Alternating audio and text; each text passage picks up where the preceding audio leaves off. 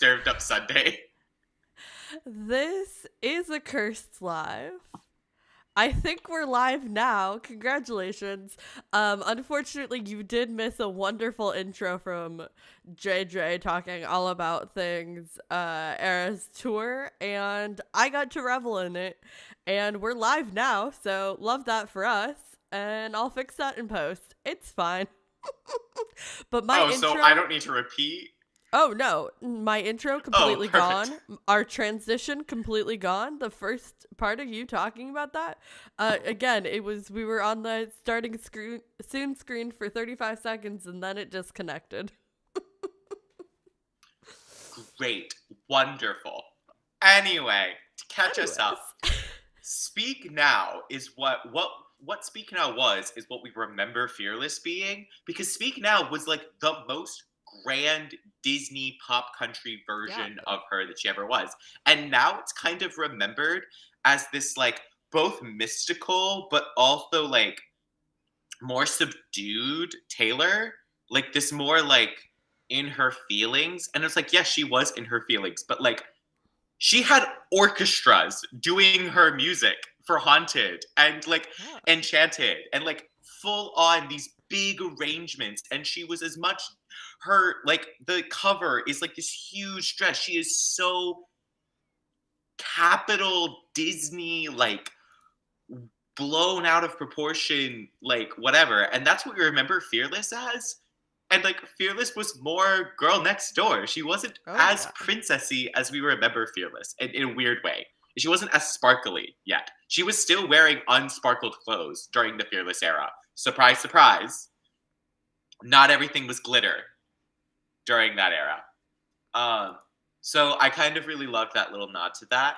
And then she also has come out with a new Enchanted dress, because we don't call it the Speak Now dress because the only song she sings is Enchanted and it's not even the full song. It's gorgeous. It's a lot slimmer. Of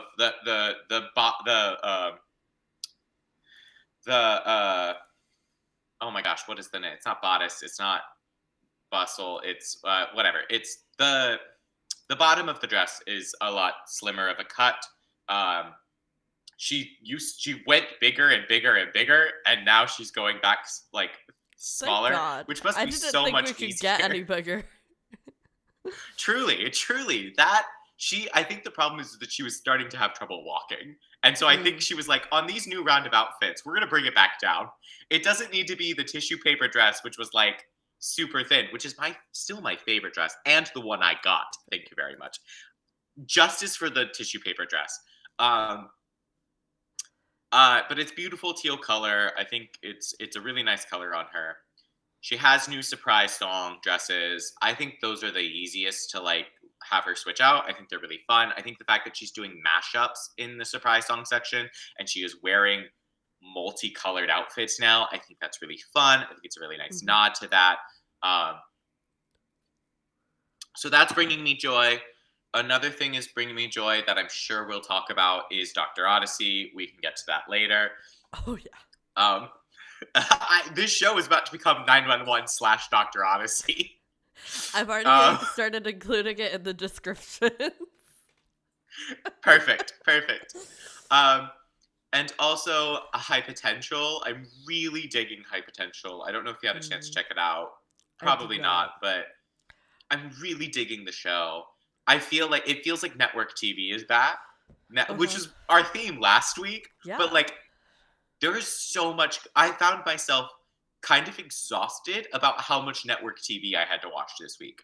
I had to watch 2 911s, Doctor Odyssey, High Potential, Abbott Elementary. Like, the list was so long of what network television I was watching. And I felt that too, but my list was 3 things that I watched literally this morning. Yeah. So, like, everyone, network television is happening. And if you're not there and you're still stuck on your streaming services, just tune over to the network television shows on your streaming service. You don't have to watch the streaming originals. Free yourself from streaming originals, people. Listen, I love me some, like, Young Royals. I love me some Echo. But I'm finally using Hulu again. I couldn't remember why I still had Hulu after this entire summer of watching zero things on Hulu. And then I was like, oh yeah, it's purely to watch a 911 every week. Do you have Disney Plus? Yeah. You I'm can do paying Disney Plus $30 Hulu. for all three of them. Okay, cool. Every fucking month. It's fine.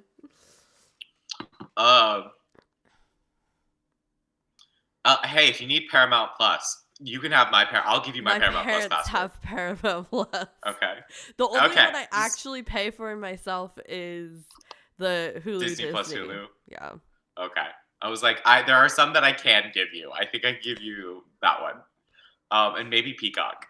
But I do not pay for Peacock, and I don't think Don't I have watch a login anything. for that. I wouldn't watch anything on there anyways, which is why I didn't pay for it. Anyway, other things that are bringing me joy. Wicked.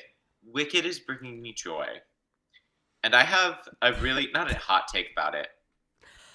The only thing I've seen about Wicked this week has not been bringing me joy, so I'm just so glad somebody is being brought joy from that movie right now. Oh, is it the poster debacle?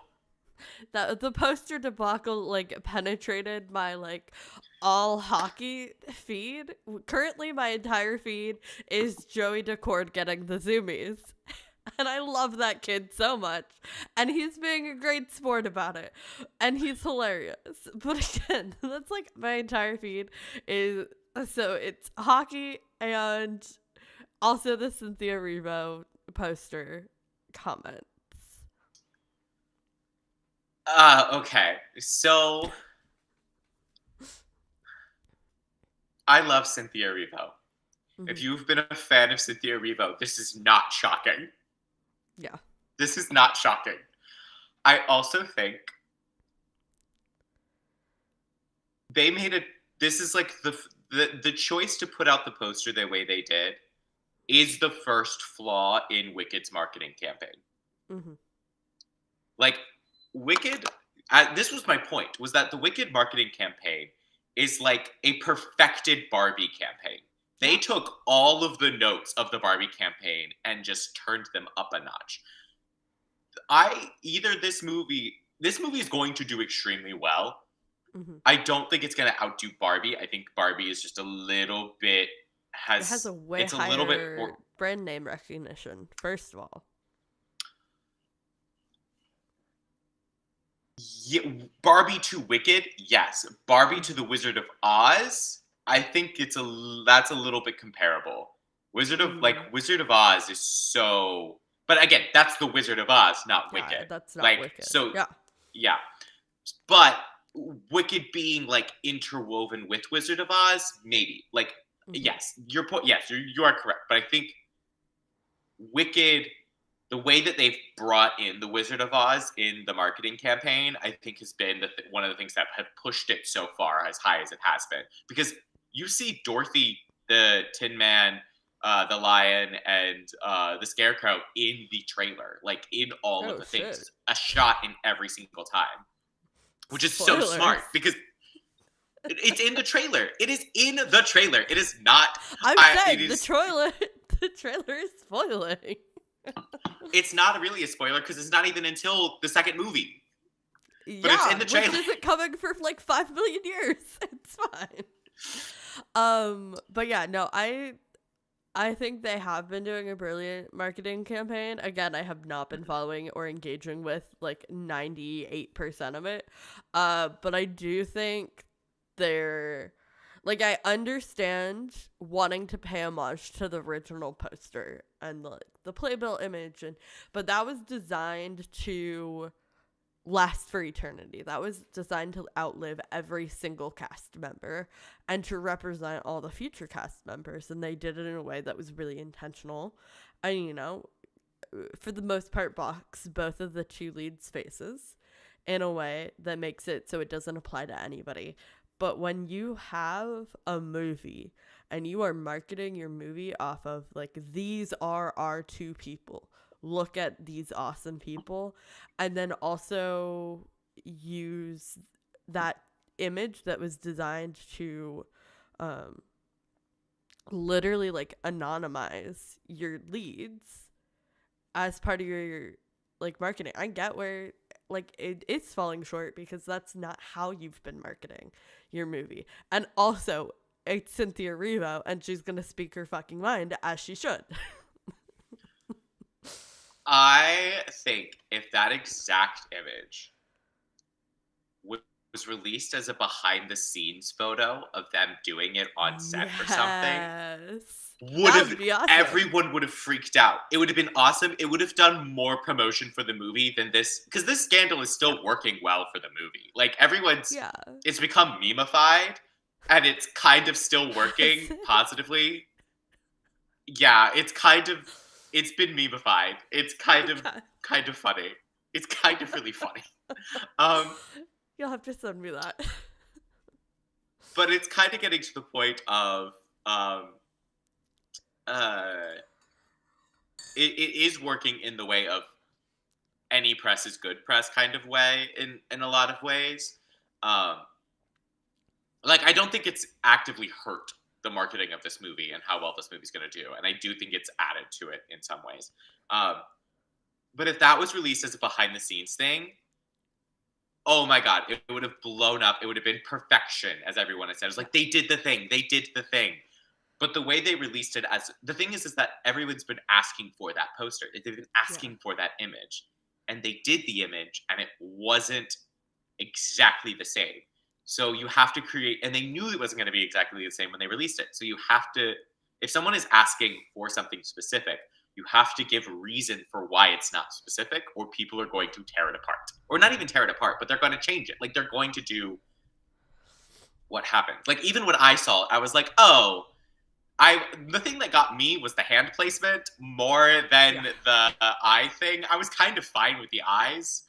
But the thing that I noticed was I was like, oh, her hand's not in the right place. That's not right. Which is stupid because it's not actually that big of a deal. And again, overall, I was like, oh, that's great. They did the thing and I moved on. But I did look at it and my first reaction was her hand's not in the right place. Because that image is so synonymous with Wicked and it's so iconic that you're going to notice anything that deviates from it. And so... And again, and also the eyes. The eyes, I think, was the second thing that I noticed. I actually forgot that it's red lips on Wicked, on the Wicked poster, that she has red lips, a red lipstick. And like I was totally fine with the fact that she kept green lips. Like that was the thing. The thing was the eyes, and which was also Cynthia Erivo's point, was like, I want to look you in the eye, which like, go off, girl. Again, it's an homage. It like, I like that they took their own stance on it, and I think the edit is. I think the problem is that the edit's not a good edit, not the fact about everything else, but that's a whole other thing. Like, if you're going to do it, at least do it well. I hadn't seen it. And now I'm looking at it. It's really bad. Like, I think I could do better. I think the only thing that's actually egregious about it is the fact that they got rid of her micro braids. They put like free-flowing curls as the curls on the side instead of like having her micro braids move. Like that, I'm like, okay, that's a problem because this micro braids was like a very specific choice for this actress because she is a Black woman representing a part of her culture in this like this is a very, very specific choice. You should have edited, like if you're going to edit her hair to be more like the photo, you should have kept the micro braids. Like that is basic. Yeah. But like, also the thing that's the problem is the hand placement.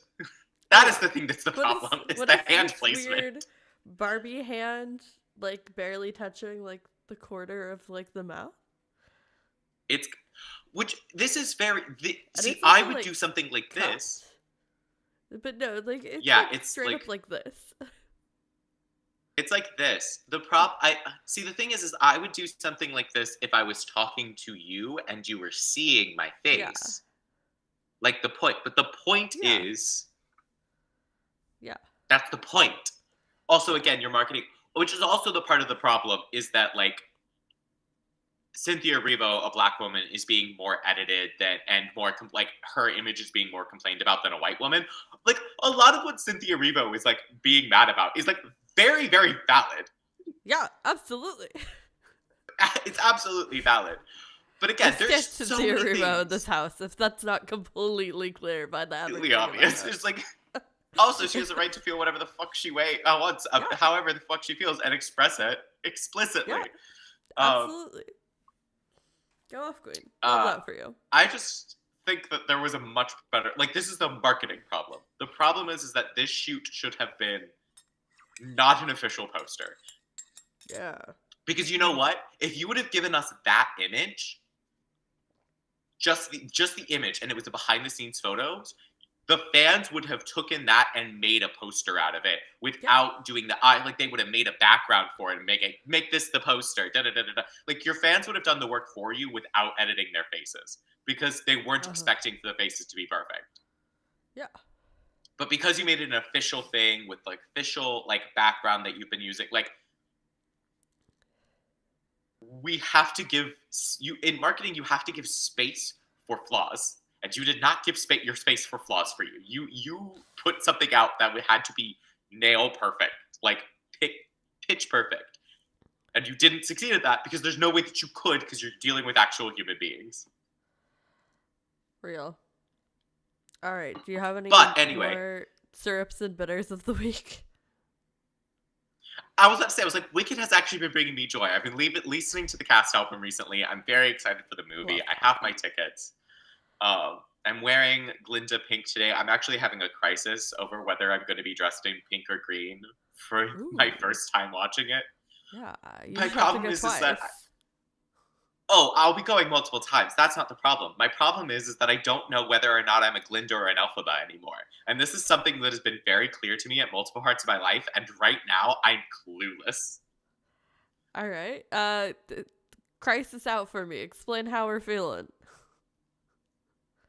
Well, to me, you're like, I think the problem is that I'm so much. Okay, my first time that I identified, I was a Glinda to an Elphaba. I had a friend in high school. She was very much an Elphaba. I was very much a Glinda. I grew up a little. Like 2 years later, I was just like a full Elphaba person. Like I was so Elphaba, and it was to everyone. Like I was Elphaba to everyone. Then I grew up a little bit more, and then I was like, I'm Glinda. Like, I'm such a Glinda. And then I met a person who was a Glinda, and I was like, I'm such an Elphaba to you. And, like, I'm not a Nessa Rose. Like, I wish I was a Nessa Rose. Like, that would be the easy answer, that I was a Nessa Rose. Yeah. Nessa Rose is great. I love Nessa Rose. But I'm such not a Nessa Rose. Yeah. But, like, I don't have anyone in my life to, like, be like, oh, I am the Glinda to your Elphaba, or I am the Elphaba to your Glinda. Because they are, like... But I don't have like I'm not set in who I am individually by myself right now in one of those two character identities. And I'm like, do I just get really tight white pants and a red vest and go as Fiero? No, because I'm the Fiero to your whatever the fuck you are. Exactly, that's the problem, is that you're not a Glinda or an Elphaba, so I don't have an answer for that. You're not. So I have to. Yeah. Do you think I'm a Glinda or an Elphaba? I would say I see why you identify with both and have identified really heavily with either, like, throughout your life. Like, that makes complete sense for who you are as a person. I think you currently are, like, rocking a for good Glinda vibe. For good Glinda vibe. Interesting. You know what I mean? So I think the problem is that I am I'm Not That Girl song, which is Elphaba's song, and Glinda gets the reprise. I feel like that's the problem. It's like I'm an Act 1 Elphaba and an Act 2 Glinda. That's what I am. I can see that.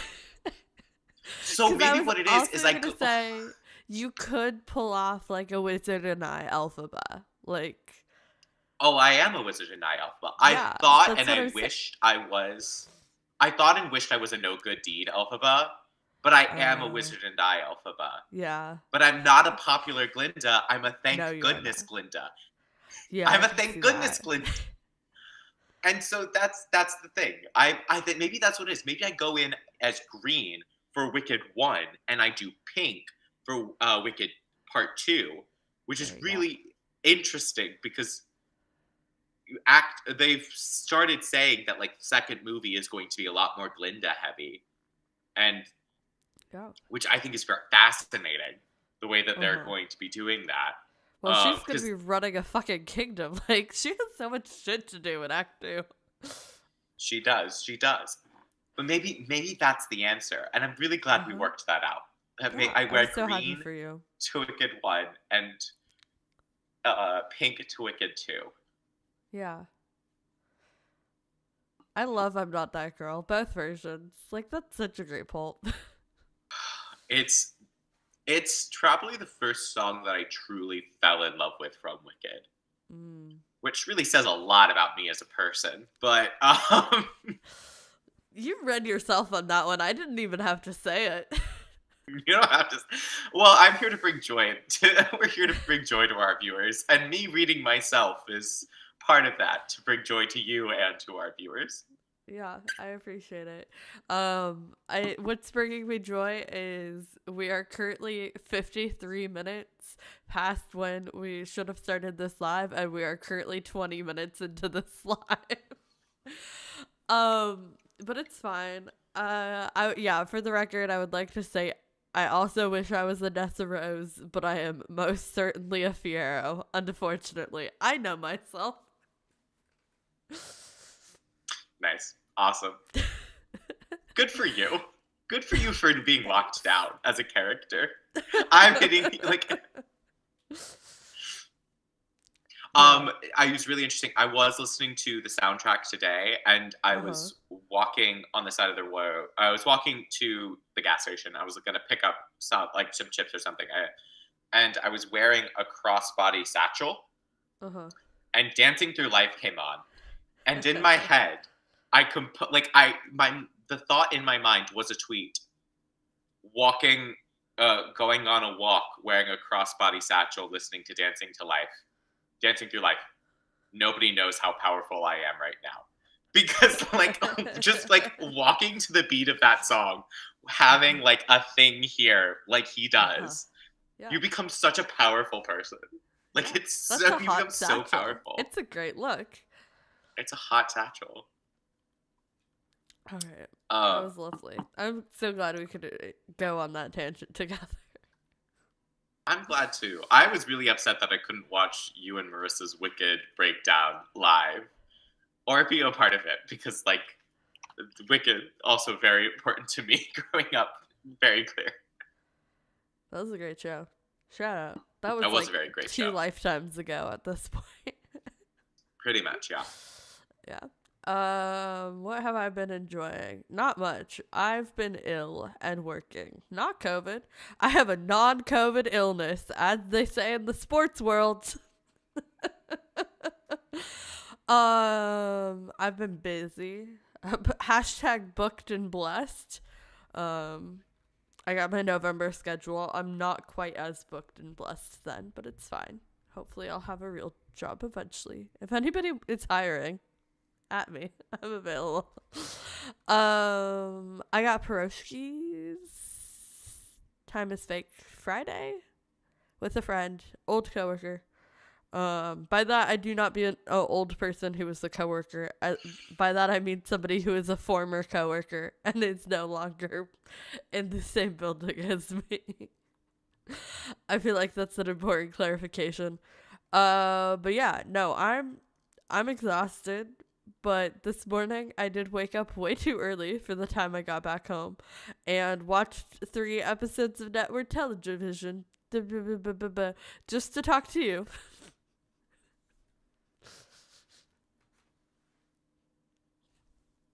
I love that That makes pregnant me pause really for the happy. user. You make me happy. But like I said, the aforementioned illness is kind of breaking my brain. So I don't have any transitions or trains of thought. Can we just talk about these fucking shows? Yeah, let's go straight to it. Let's talk about the Thruples. thruple to end all thruples. Oh my god, this fucking thruple. This thruple, like, Also, I want the record to state Avery was for sure definitely not jealous of Tristan, but jealous of the girl for being with Tristan. She was jealous of Tristan for being with that girl. There was some heavy eye contact happening. I see you, girl. Bye, Con. no, Love to see it. Avery is only mad about the fact that her thruple consists of two men, not the fact that someone is in a relationship in her thruple is eyeing another woman. She's mad that it's not a square. Gotta rope in that chef. It's gonna happen. She's stuck with him. I'm here. Honestly. Like, well, I think the problem is that Philippa Sue just has chemistry with everyone that she's on Literally screen everyone. with. It's like, wow, I'm so pretty and hot, and I also just make intense eye contact with anyone that I come across. Yeah, absolutely. I do think it's interesting the age range of this love thing has now grown even more because, like, Tristan is 30, Philippa Okay. Sue is like a couple years older. Uh-huh. Joshua Jackson is in his like 50s. Is he really? So I don't. I'm so bad at ages.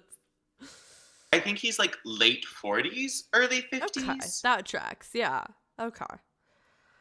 Like he's got a rate. Like I'd say 45 to 55 is where he's probably not 50 yet. I think he's in his late 40s. Let's go with a solid 48 and a half. I'm gonna look this up. Hold up. Now this is bothering me. I'm pretty good. That's the thing is that I'm very You're good with great at ages. And, yeah. I would Joshua say late Jackson. 40s. That feels okay to me. But for some reason, Yeah, there was a late- visceral reaction when you said 50s. Oh. He's 46. He's only 46. Okay. We added a couple years on there. That's fine. In a positive way. This man is yeah. so distinguished on this show. Like, I kind of want him to be a little older. Like, I want him to be like 48, 49. Like, going You around can play 50. older. It's acting. Hashtag actor. It's acting. So it's like 46. And the actress who plays the chef is like in her early 20s. Or mid-20s. She's probably in her mid-20s. I was gonna say. She can't be younger than me. That feels illegal. Oh, she is. I think she's. Oh, wait. I forget that you're younger than me. Never mind. Sorry. So that's like the second time somebody has thought I was their age in the past like 3 days. And last time they thought I was younger than I am, and you thought I was older than I am. How old is she? Older than both of us. Hold I up. was gonna fucking Hold say, up. JJ. Hold up. She is the exact same age as Philippa Sue. That feels wrong. Right? Yeah. Right. She was playing a teenager in the Spider-Man films. She's in Tom Holland's Spider-Man playing a teenager. She's older than Zendaya and Tom Holland. By like a good number of years. They're old. They're only a couple years, like they're 2 years older than me. Okay. I thought they were like 27-ish. Zendaya is How old do you think I am? Aren't you like, what, a year and a half older than me or 2 years older than me? I am. You're also not trying to play 15, JJ. Yeah, no one's casting me as 15. It also does not help that I have like a full beard situation right now. No, I'm just like I'm about a year and some change younger than Zendaya. I don't know how old Zendaya is, bud. She's 28. Okay. Yeah. All right. Again, not trying to play like a 15-year-old. That's Yeah, what I she's meant by old. 34. They're Philippa Sue and the chef. I looked up her name and I just missed it. Lauren something. They're 34. She could still play. I thought she was like playing 24 as a chef. Like, no, she's 34. I thought she was playing like. Apparently, my age of this episode is 27 because I thought she was playing like 27. She looks so much younger than she actually is. Oh. I thought oof. It's been a long time since I've been so blatantly wrong about an age. Anyways, wow, we love Doctor Odyssey. We're here for it. We They've love got Dr. our Odyssey. full hooks in us. It's so. I was trying to describe this to someone actually, and I was like, "It's not good." I'm not trying to tell you that it's good, but it's so entertaining. Yeah, and it's not even entertaining in like a normal way. It's just like it's fascinating to watch, and it's fun to watch, and it's like it's not even fun to watch in like it's bad and fun to watch. It's like just fun to watch, and it's bad. and it's also like fascinating as somebody who has gotten the tiniest glimpse into this industry this summer.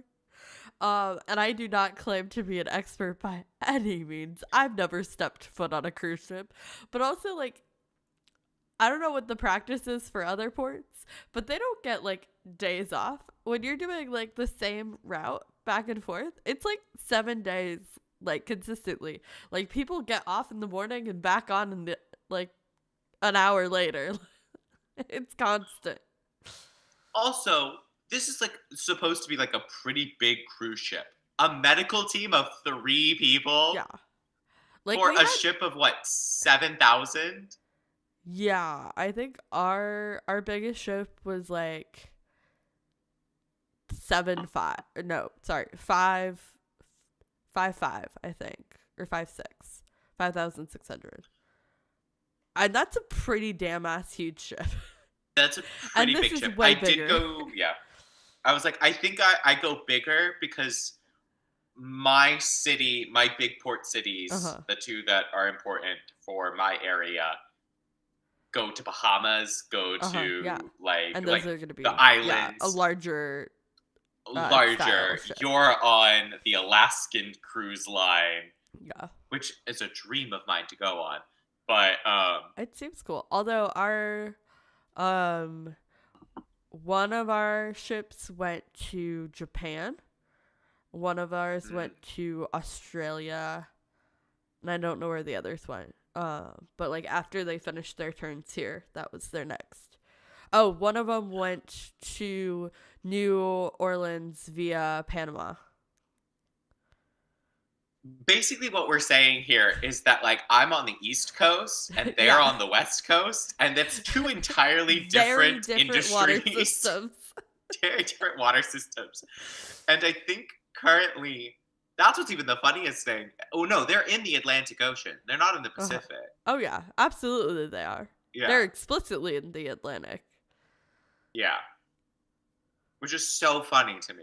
Yeah. But still, like, I've seen how big, like, our ships are, and that one, there's definitely a couple thousand more. So, like, a 7,000 something passenger ship. And absolutely. 3 medical staff. 3 medical staff.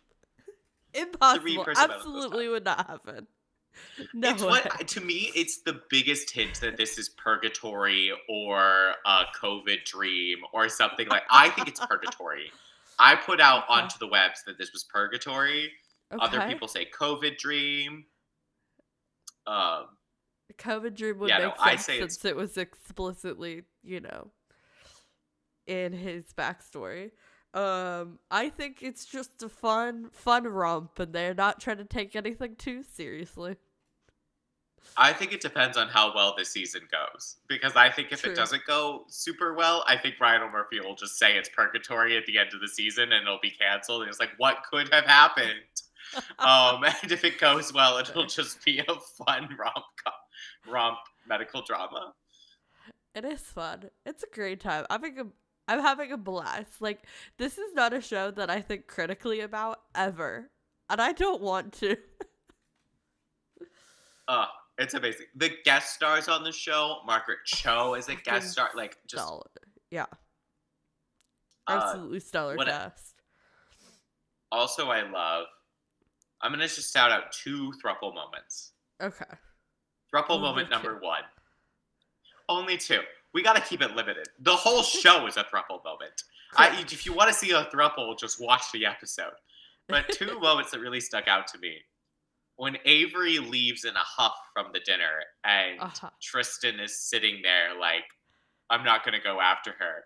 And Max just is like has his drink and just is so much like, no, we're not dealing with, go and deal with this now. We're not going over this drama again. Like, so We're not letting much. this fester.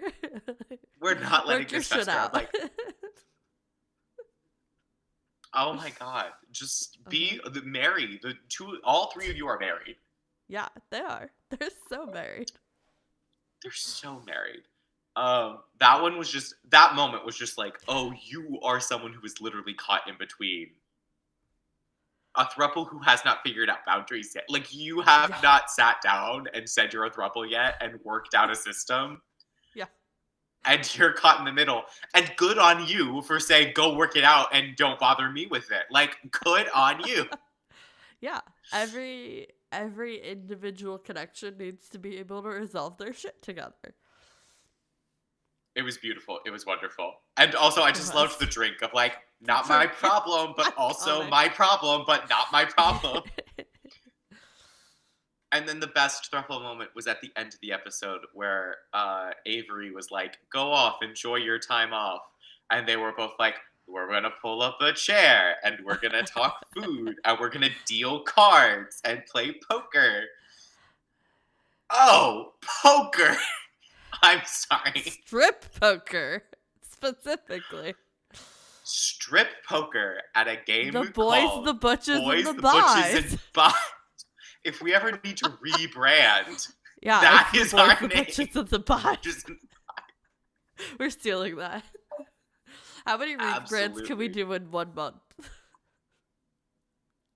a number that could make Liz proud.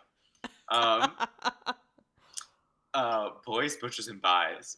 Well, I was a part of a boys group kind of thing. We had a club of membership. So at school in the theater department, there was something called Spicy Ladies Night, and my school was very technical theater based. Like, if you're in technical theater and you go to the school, you're going to get a great education. You're going to get so many job opportunities. Like, people work in technical theater. I mean, it's hard. It sucks, and it's just like every other thing. But so what they had was Spicy Ladies Night, because women in technical theater is not a very common thing outside of the costume department.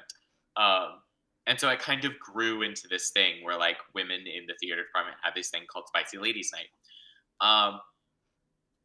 Very interesting enough, there was not that many men. And eventually we all got together at one point and we're just and it wasn't a thing, it was kind of in response to Spicy Ladies Night, but we weren't a community. The guys weren't all just friends together. We were all friends. We all liked each other. We were all friends with each other, but it was very much we were split amongst groups with women, in social circles. So it was kind of a moment of oh, let's all as guys get together and have a night. And we called it Boisterous Boys, the Boisterous Boys. We had a logo. T-shirts were mocked up. It was a thing. It was great. Multiple people involved in the Boisterous Boys were actually women that we found out later. They're still Boisterous Boys in our hearts. Boisterous boys is a mindset, not an actuality. Exactly. Wait, where was I going with this? Oh, anyway, I just think like, well, no, I thought it was really interesting, the boys, the butches and buys, because like that is what the boisterous boys turned out to be later on, was butches, boys, and buys. And so I was like, I've been in that group before the boys, as you should. As I should. As I should. There's a reason the L comes first. Cheers. Amen. And if you don't know why the L comes first, educate yourself. Yeah, Google is free. Anyway, I was like, I've been a part of that group. I made that group. I did something exactly like that. And I felt very seen as a person a part of that group. Love also, that. I don't know if your facial blindness caught this. That the bi who took off his shirt, the blonde bi boy, was on a cruise ship on 911 last season. Oh, he was the guy who let the Russians on the ship. He got another job on another cruise ship. He was the guy. The I thought that was the dude with the accent. No, he wasn't the Russian on the ship. He was the British dude or whatever. Yeah, he just put on an accent for this show. Was the same person. Same guy. He is the guy who died at the end to light the flare, and Athena was like, I kind of forgive you for screwing up. Like, you did your job. Like, that guy? The guy who bad seduced Linda or whatever her name is? Yes. That is the same guy. That's fucking absurd. That's so funny. I love that for him. He was reincarnated into another bitch. I cannot wait for him. I really hope he continues to be a character on this show because I love him so much. I love this so much for this actor. What was the butch in the engine room? I do not remember her name. I don't know. I love her. I want so much more of her. I love her too. I hate that she's a global warmer denier. I hate that they were like, we're gonna make a butch lesbian conservative. I was like, really, Ryan Murphy? Yeah. Really? Unfortunately, you're gonna have an old white man explain geopolitics to her on national television? Unfortunately, I do know of some butch lesbian conservatives. I'm not saying it's not accurate. Not the representation I I'm want. related to one. And I just, I think she can learn. And she has potential. And I want to see her grow. I love her too. She's great. She's fantastic. My problem with that scene was, first of all, you think 8 inches is significant snow in that part of the country? Like, that was my first problem with her. I was like, bestie, that used to be like 3 feet of snow. What do you mean global warming's not real? Do you not remember your childhood? Like 2 feet is normal during the winter, isn't it? What do you mean 8 inches? That was my real problem with it. See, that was just Ryan Murphy being a gay man. Real?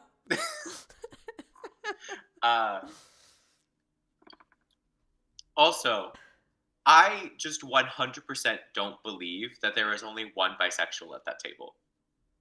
Oh, no. Bisexuals congregate. So there is a lesbian and a bisexual and then 3 straight men? No. I think Dr. Bestie, also bisexual. From what we've seen. Textually. From what we've seen. Absolutely. Here's the thing. That's the thing. Is that he said, well, I'm in. After the boys, the butchers, the bisexuals I was like, well, I'm in. And I'm like, yeah, you are in that group. You're in the bisexual part. It's just like the thing before where it was a non-answer. Like, the way that they are making Max non-answer everything about We his love an sexuality. unlabeled king. Go off. Unlabeled king.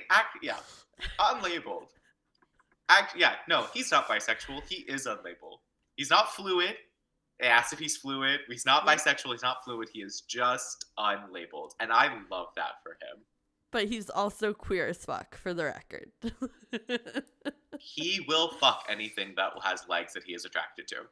Correct. And I love that for him. Which is most things so far. Which is most things so far. And also who consents. I feel he is so big on consent. He is so big on consent. Yeah. And then you have Tristan. How else do you think is he holding down this throuple? Truly, this man is holding down this throuple. Through communication and consent. And then you have Tristan, who still hasn't realized he's in a throuple, which I think is the best part. He's not there yet, but he'll get there. Avery is mad that she's fallen in love with two men, and Tristan is there not realizing that he has fallen in love and in a relationship. That is the plot of this show. Everybody go watch Doctor Odyssey.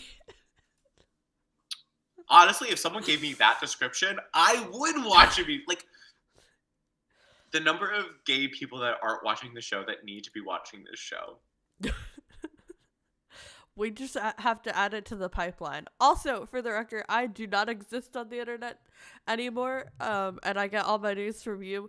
But you failed to mention that Burke Bestie is getting into 911. Yes, scream Burke I is getting into 911. I've been waiting for this for like 3 years. So Burke and I were talking about it, and Burke was like, let's exchange numbers so you can get my reaction videos because I hate messaging. And then I sent Burke my number, and then Burke still hasn't seen it. So I'm kind of sad, and I'm like, Burke, look at your messages so that you can send me your reaction videos. I think I have Burke's number from the time where we weren't introduced, but a certain mutual of ours just put us in a text thread together and was like, go at it. And I was like, excuse me. I'm like a very awkward, like, a Regency man who will not talk to anyone unless a formal introduction has been made. Incredible. No, yes, Burke is watching 911. Love Burke. Maybe we'll get Burke on the show. Maybe that'll be our next goal. That'd be great. Let's get Burke on the show. Will you make our formal introduction so we can chat? I would love that for us. As soon as Burke and I start texting, absolutely, I will make our formal introduction. Great. Speaking of 911, we watched some fucking shows this week. Which one do you want to start with? I have less to say about Lone Star. Okay. And I feel like you have either more to say or you don't want to talk about it. So I wonder if we should just knock it out. Let's just knock it out because the only notes I took for this episode were writing down the storylines because I knew I would forget them and quoting Tommy and then just being really unsettled about one of the major storylines. So let's just like chomp through this one. All right, speaking of Tommy, let's just knock Tommy out. I love the idea of the moment of bringing back Tommy's paranoia. Like, I kind of like that this has become an aspect. I didn't necessarily love it the first time around. I like that this is an aspect of her character. Like, they're not just forgetting it. Yeah. Love a callback. Love a callback. Please bring back Catholic Bobby Nash. Please, for the love of God. I miss him. Tommy is feeling stressed out. She made a beautiful dinner for Cassandra, which had to be a purposeful naming convention. She made a lovely dinner for Cassandra. Cassandra gets sick. Bad things start happening in Tommy's life. TK and Nancy convince Tommy that it's Cassandra. It's actually not Molly. Melody. What is the daughter's name? Melody. Melody, not Molly. Melody. It's actually Melody. Melody wants to move back to Kansas to be with her mom. That means that Tommy is breaking up with her boyfriend because Fiance. Fiance. You know why I think this is happening? Huh. I think it's to save money. I think the point is to save money. I think that's why this storyline is happening. They needed a reason to write out as many guest stars that they had. To say this is the last season of the show. Yeah. Viewership is going, like, every single show, viewership goes down season to season to season. A lot of the time, very often. If a show like this, they're on the downward. They're not in the greatest time slot. They're running a very expensive show. They need to get rid of and this is the last season, so they're not looking for returns. Like they're learning, they're not trying to build an audience. Yeah, they're just trying to stumble across the finish line the best they can.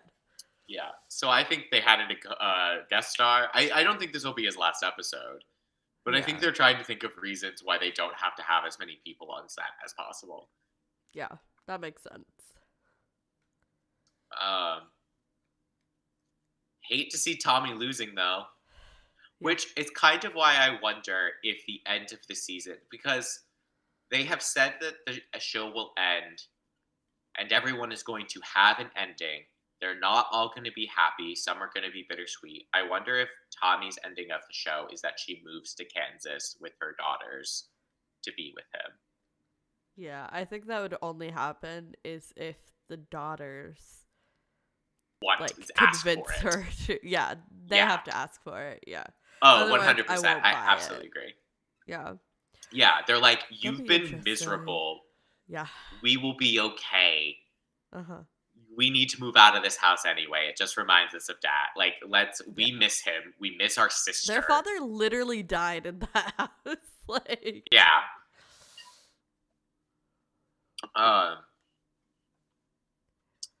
Yeah, I could see that very much being. And then Nancy takes over as lead paramedic. Actually, we know that won't happen. We know it'll be TK. But whatever.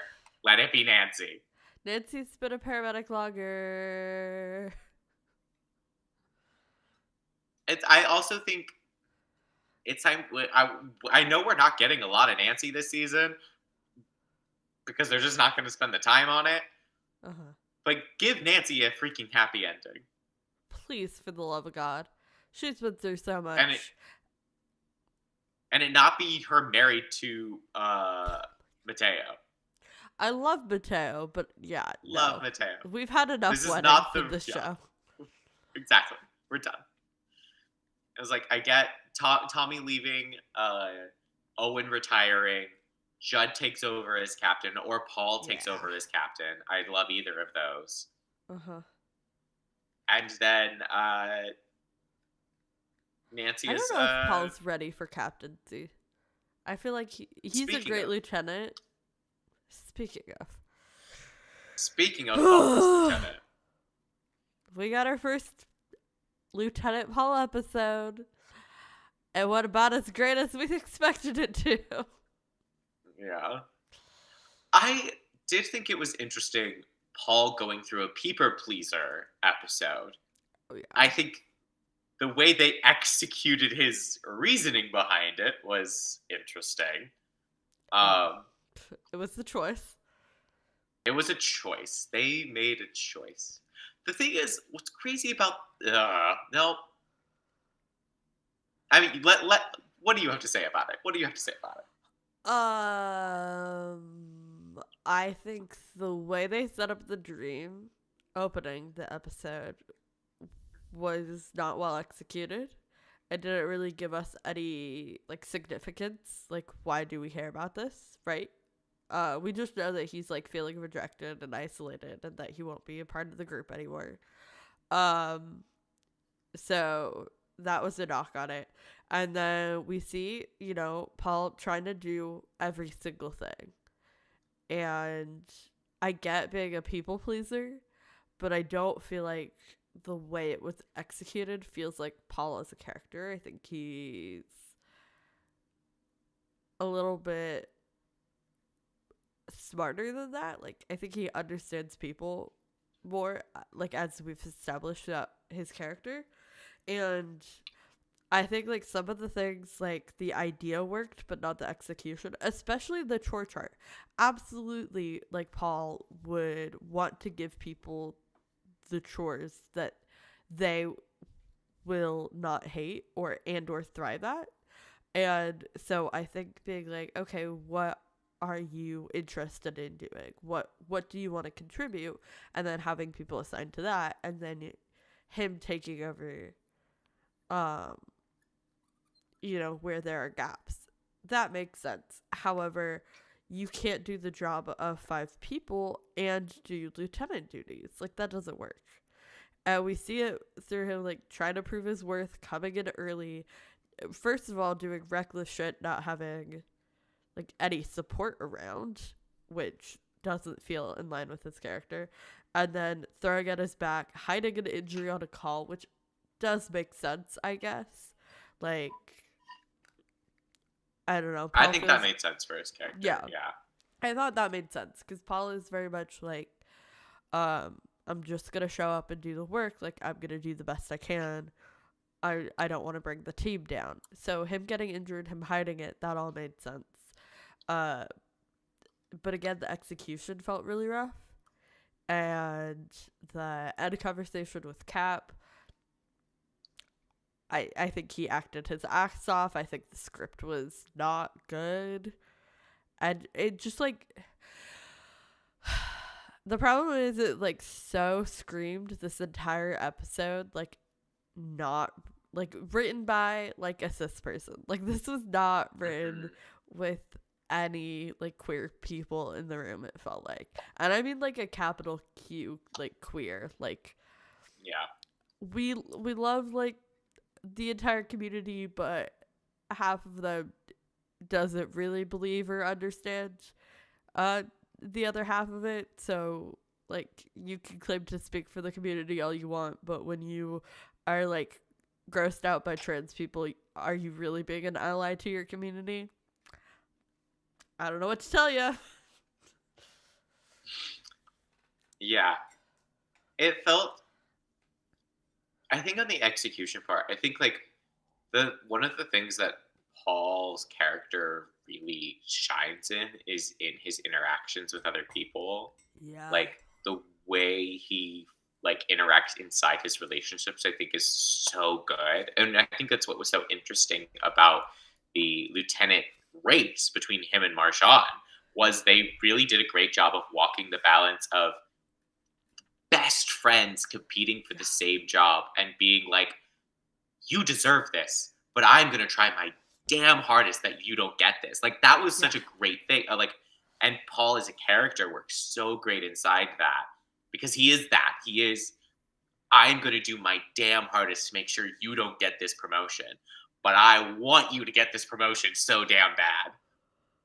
And, like, but I also want this thing so damn bad. Like, that was so great and so fascinating. And I think, like, the best scenes of it were not about, it was like, it didn't let Paul shine. It was like Judd watching him was interesting. Owen watching him was interesting. Like, Judd coming in and asking for help and seeing, like, that was interesting. Like, yeah. But it wasn't about Paul in that moment. The camera was more focused on Judd in that moment. And, like, we know that I love Judd in this household.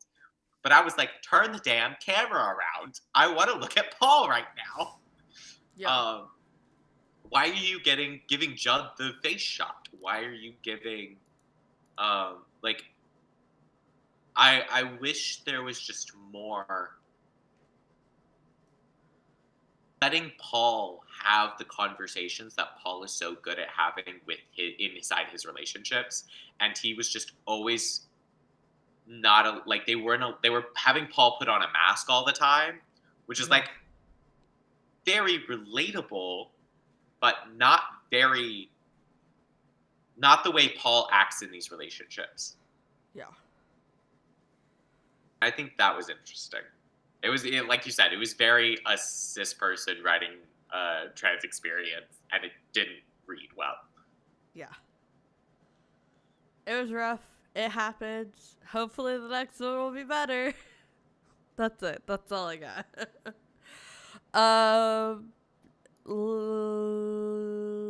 Let's talk about the birth.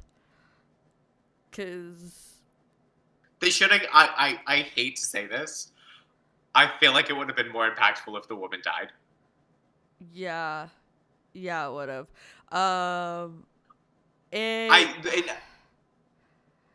I feel like they tried so hard to have a commentary about like mortality rates and childbirth and like the traumatizing experience, but it also felt like no women were in the room for this one. Yeah. It was so crazy because no, I think the thing is that like they waited too long to save her. Yeah. Like it's like if Escalator Guy would have lived on 911 OG. Yeah. It's the exact same kind of pacing. It was kind of the same. Like the music choices felt like were hitting kind of the same. I was so ready. Like I had written off in my head that she had died. So when she came back to life, it wasn't, oh my God, she'd come back to life. It was, oh my God, she came back to life? Yeah. Like, that was the problem. Like, you got me there emotionally.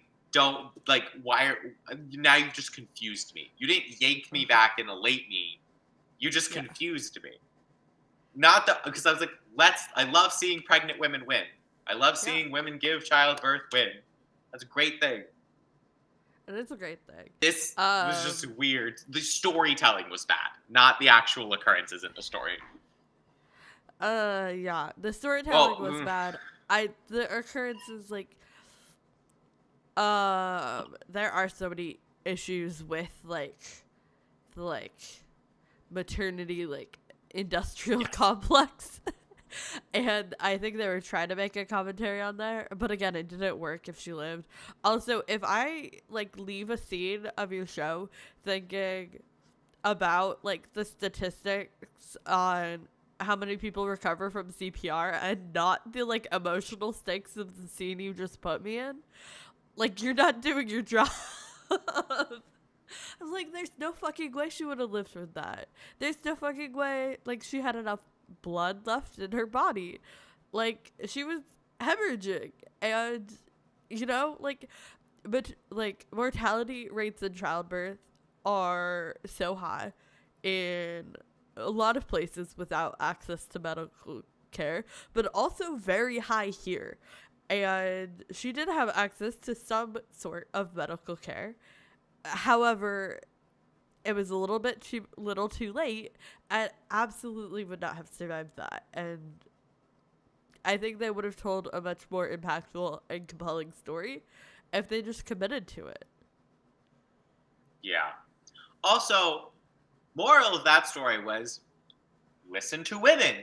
But that was the thing. It's like watching it as an audience member, I was like, yeah, if you would have just listened to her the whole time, she was close. Yes, she did need medical attention at the point up there, but moving her was like the worst possible thing that you could have done. Absolutely. And like the entire time she was like, no, it's like if you would have just listened to her, she would have been fine. She still would have hemorrhaged probably. Like all of these things would have happened, but like she would have been in a much better position. Yeah, and it's like had way more resources to support her, and they would have been able to treat her quickly. Yeah, it was just like there was just a moment of just like, oh yeah, but that wasn't the thing that you left that watching that feeling. Yeah. You didn't leave that with the message of, hey, you should listen to women. Yeah, like especially in regards to childbirth. Like it was just. It was a bit of a mess. It was It was a bit of a mess. Speaking of mess, let's talk about the Hoarder. I don't know if there's anything to say about the Hoarder, but I think the thing is just like check on your elderly. yeah, Check on your elderly. correct. Especially if they've lost their most of their loved ones and are living alone. Yeah. Um.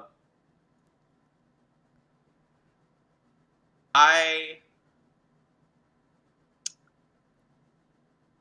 Yeah, I don't really have much more to say about that. But just check on your elderly. She was lovely. Like it was like She this is was just stuff. lovely. This is someone who literally has no support system. That is like Yeah.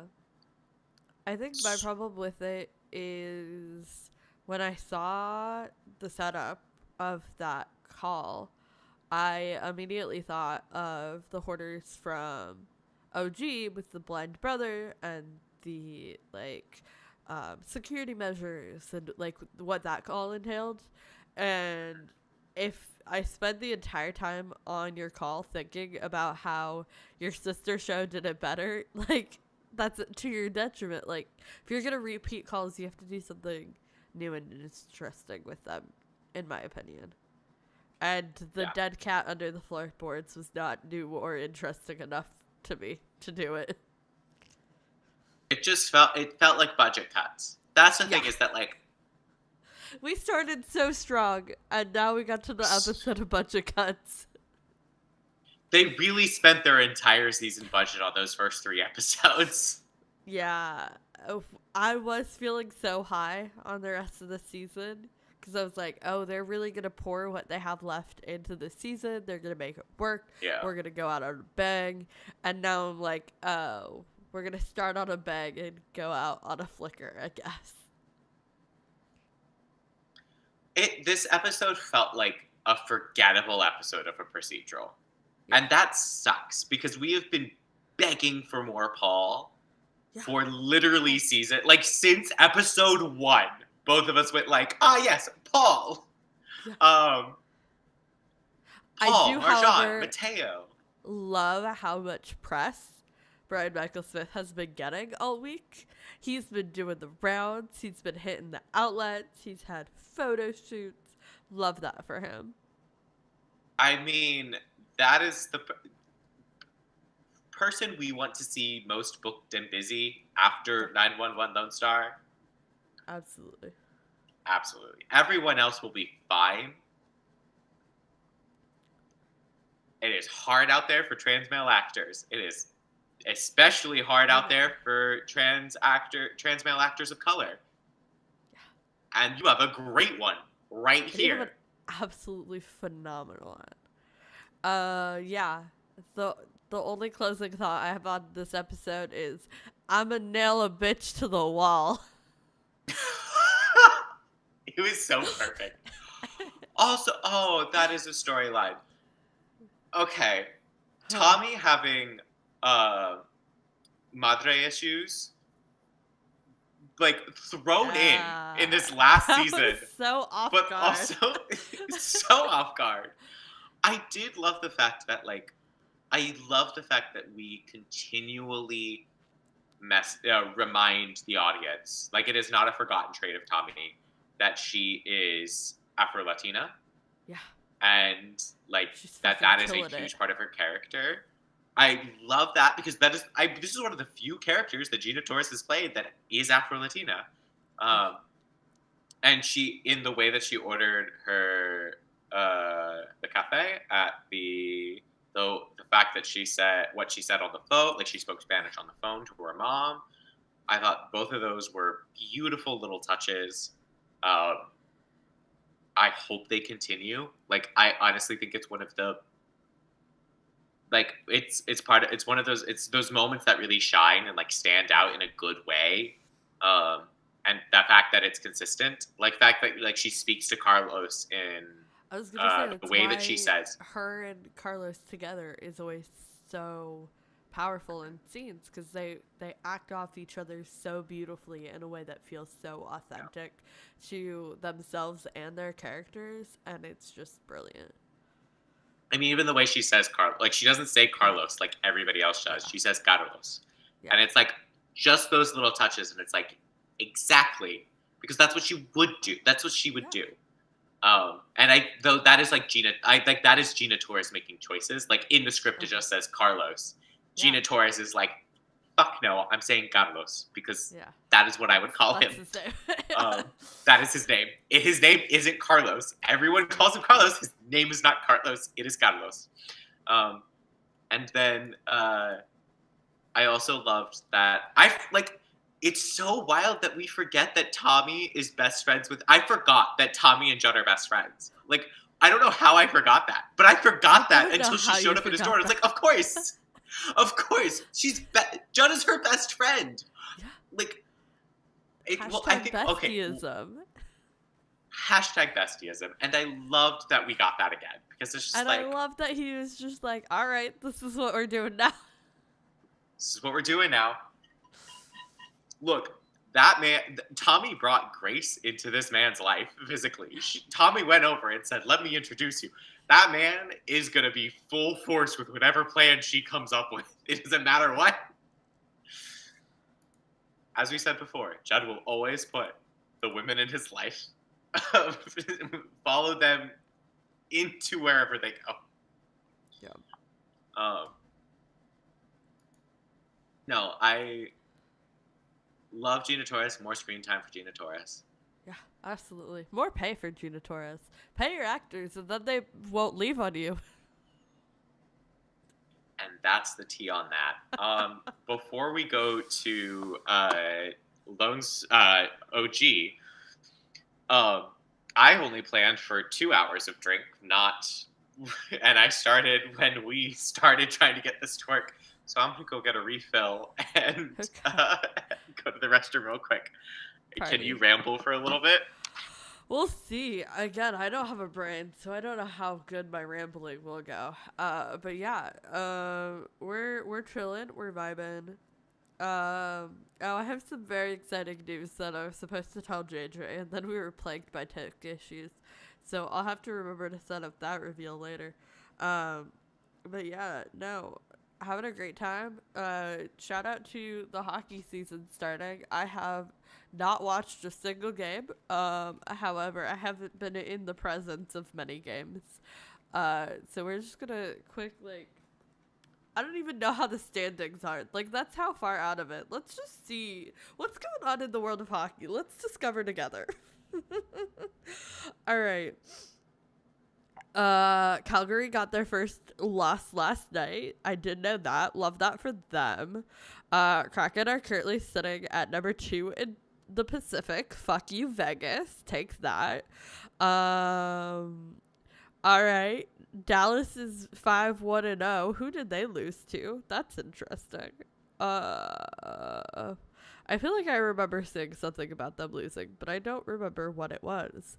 So now we're just gonna figure out how to look that up because again, no brain power. Let's see.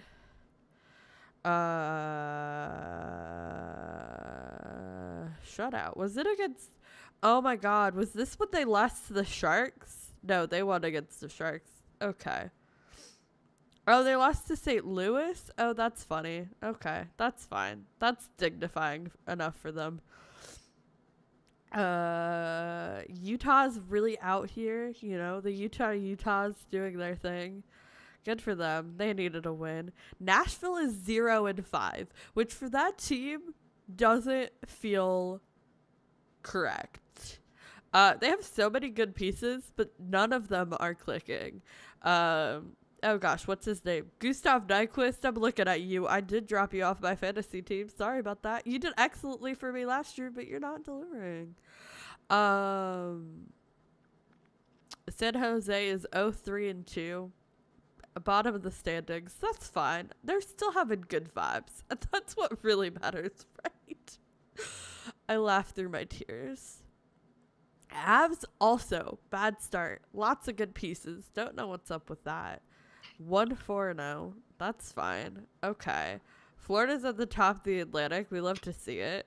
Hashtag rating champs. Boston right behind them. That's spicy.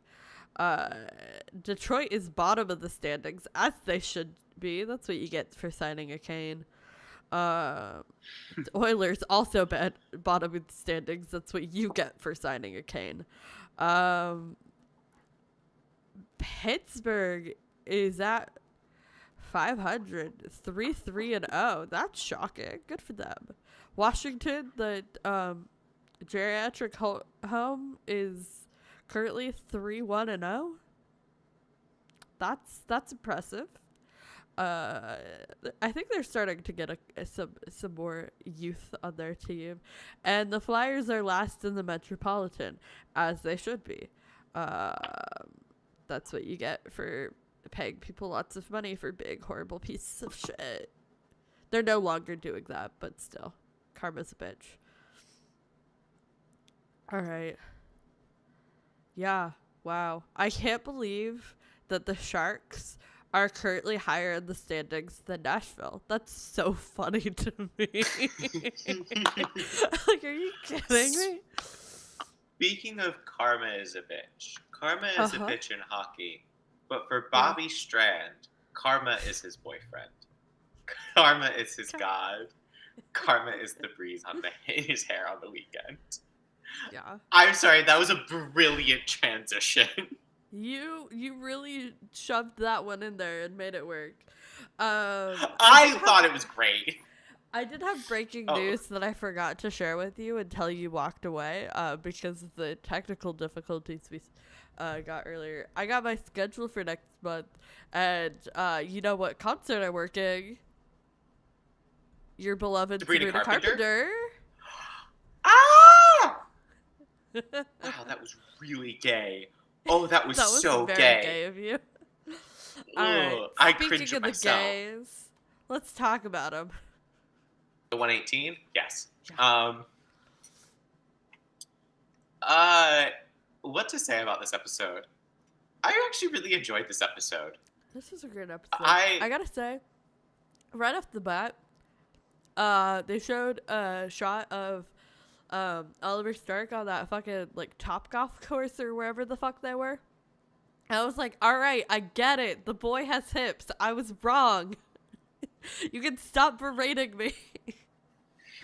Again, I didn't look at that man.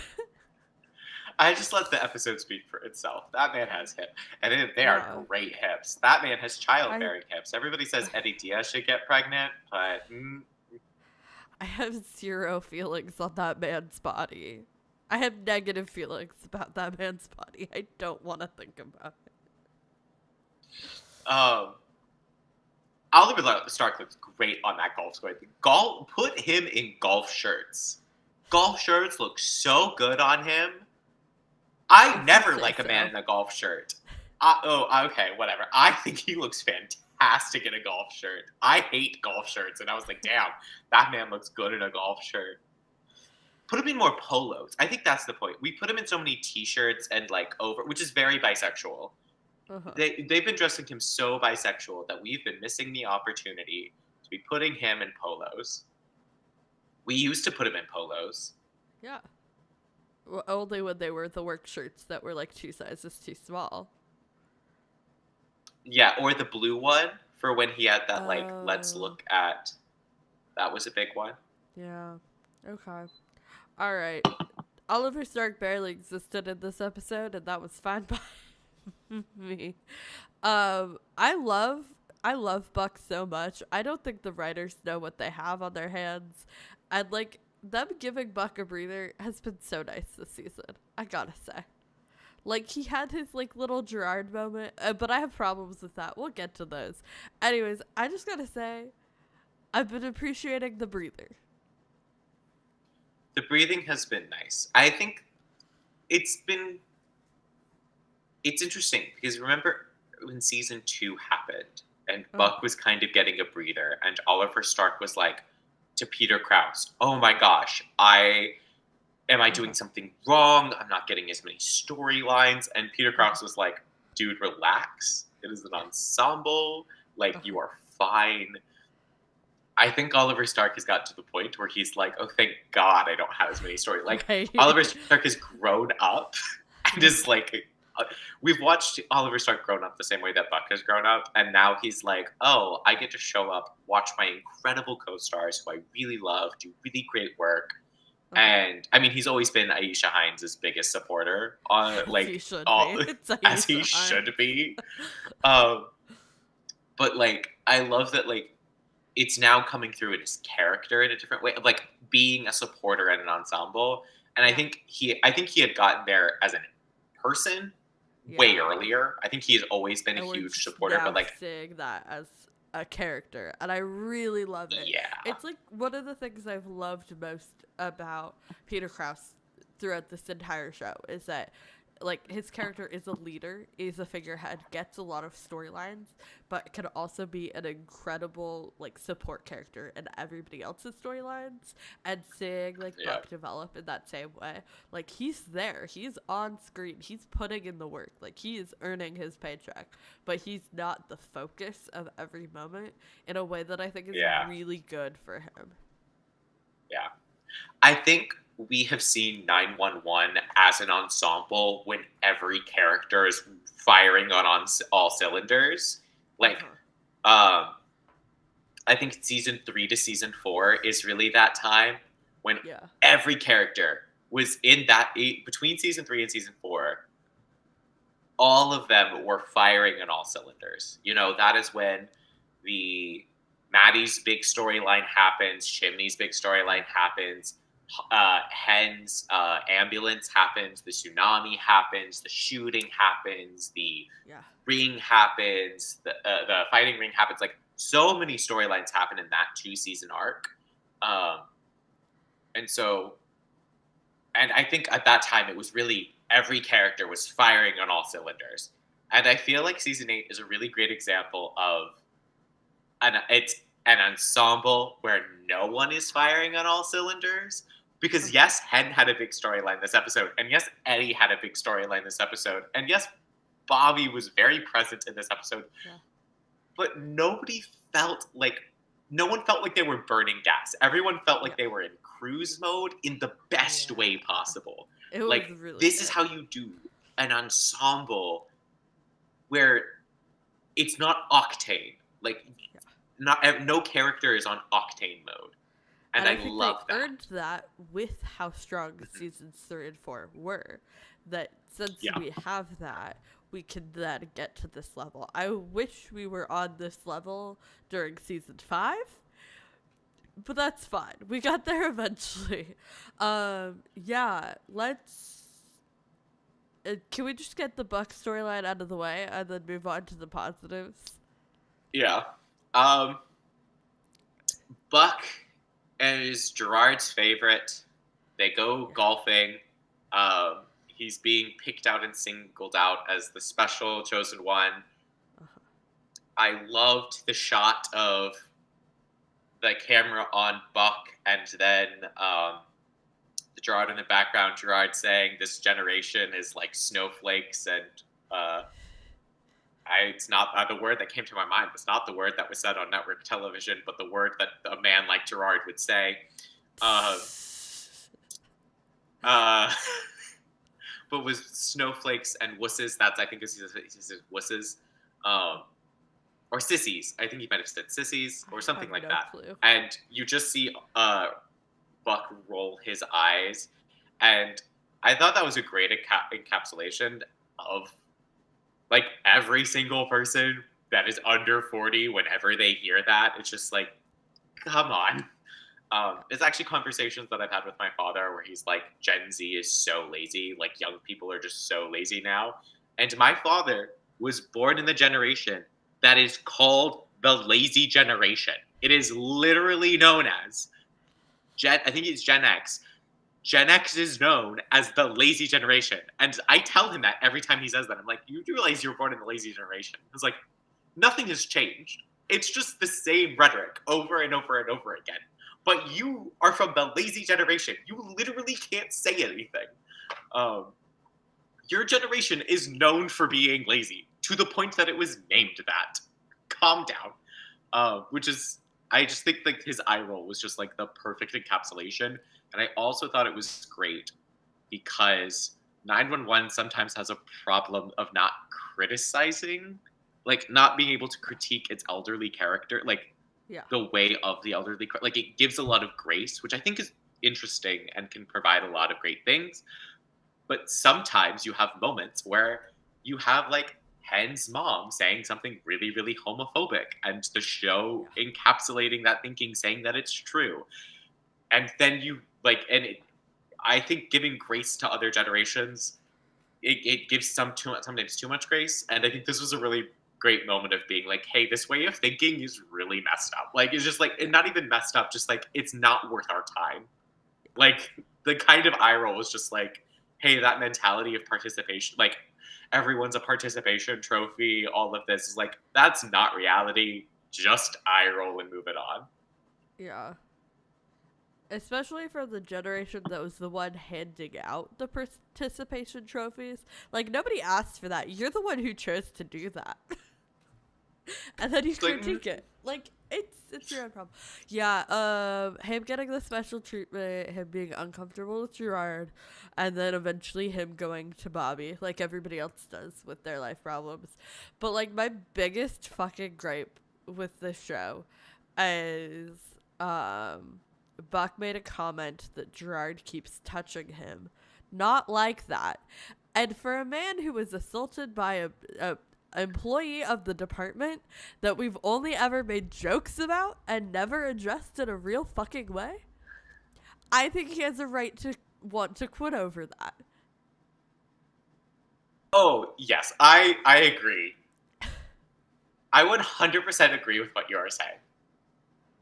I will also say the way that he phrased it is exactly the way that Buck would phrase it in my, like, that whole, I hate that they made it a joke. I hate that they made another sexual assault joke about Buck. Like, Buck, that is the thing that is the problem.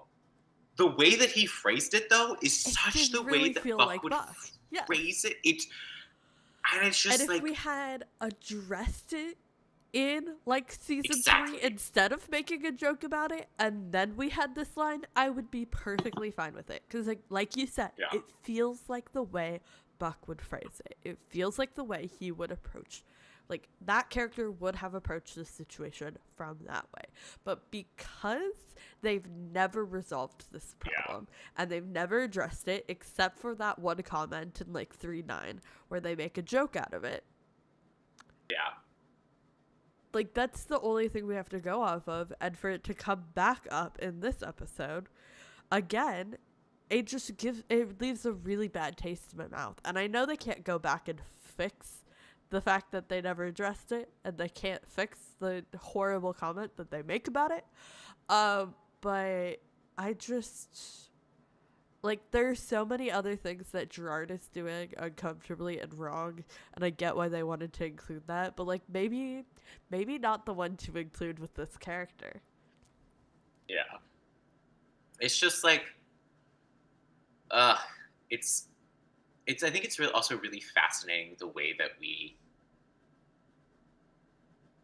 watch TV now also, because, like, I think about, like, 10, 15 years ago, no one thought about procedural television on this scale. Like, procedural network television, the thing that happened 5 seasons ago, it's like, that was 5 seasons ago. Who fucking cares? We turn this TV on, we watch what happens that week. You have season storylines and you think about that, but after that, you're like, whatever. Like, you had your diehards, but, like, the way that watching television has changed so much that, like, you have to be cognizant of that. Like, you have to be cognizant of the fact that you made a mistake 5 seasons ago, and you can't just, like, forget about it. And we're not going to forget about it when it happens. Yeah. Like, yeah, this would have worked incredibly well if you didn't have this thing 5 years ago. Like, we're not in 2008 anymore, and we're not going to forget about it. Like, you can't just, mistakes are permanent in a way that they used to not be. Uh-huh. And so, yeah. And I know But you I know think what? more deeply about the show than most people because I have been, unfortunately, the reason a lot of people get into this show. And so I have to be mindful. And, like, I'm constantly thinking about, like, okay, what's going to come up? What do I need to let people know about? Like, what, like, somebody I know currently is watching. And, like, I was like, hey, there's this really uncomfortable and kind of traumatic thing that happens in the first season and it's never addressed again. And then they got to season 3 and I was like, hey, just so you know, in like a couple episodes they're gonna make a joke about that. And that's, you know, something that we chose by talking about the show on the internet, and then forcing everybody in our lives to care about. But still, it's like I may not have been watching live when season 1, 2, 3 came out, but I did catch up to season 4, and I have been watching like live-ish ever since. And when you think about like the way I experienced this show in, you know, 2020 and how I feel about it, like that 100% influences how I think about the show because I didn't watch those couple seasons live, but they are so ingrained in my brain in a way that's so particular because we have access to streaming and we can rewatch. Like we're not relying on syndication to like binge through a series in like a couple days or a week or whatever. We can just hop into these episodes whenever we want, and they do have to be mindful of the storylines they've set up and how people perceive them now and how their new fans who are jumping in are going to binge 7 seasons and then catch up, how they are going to react to the storylines being told. Yeah.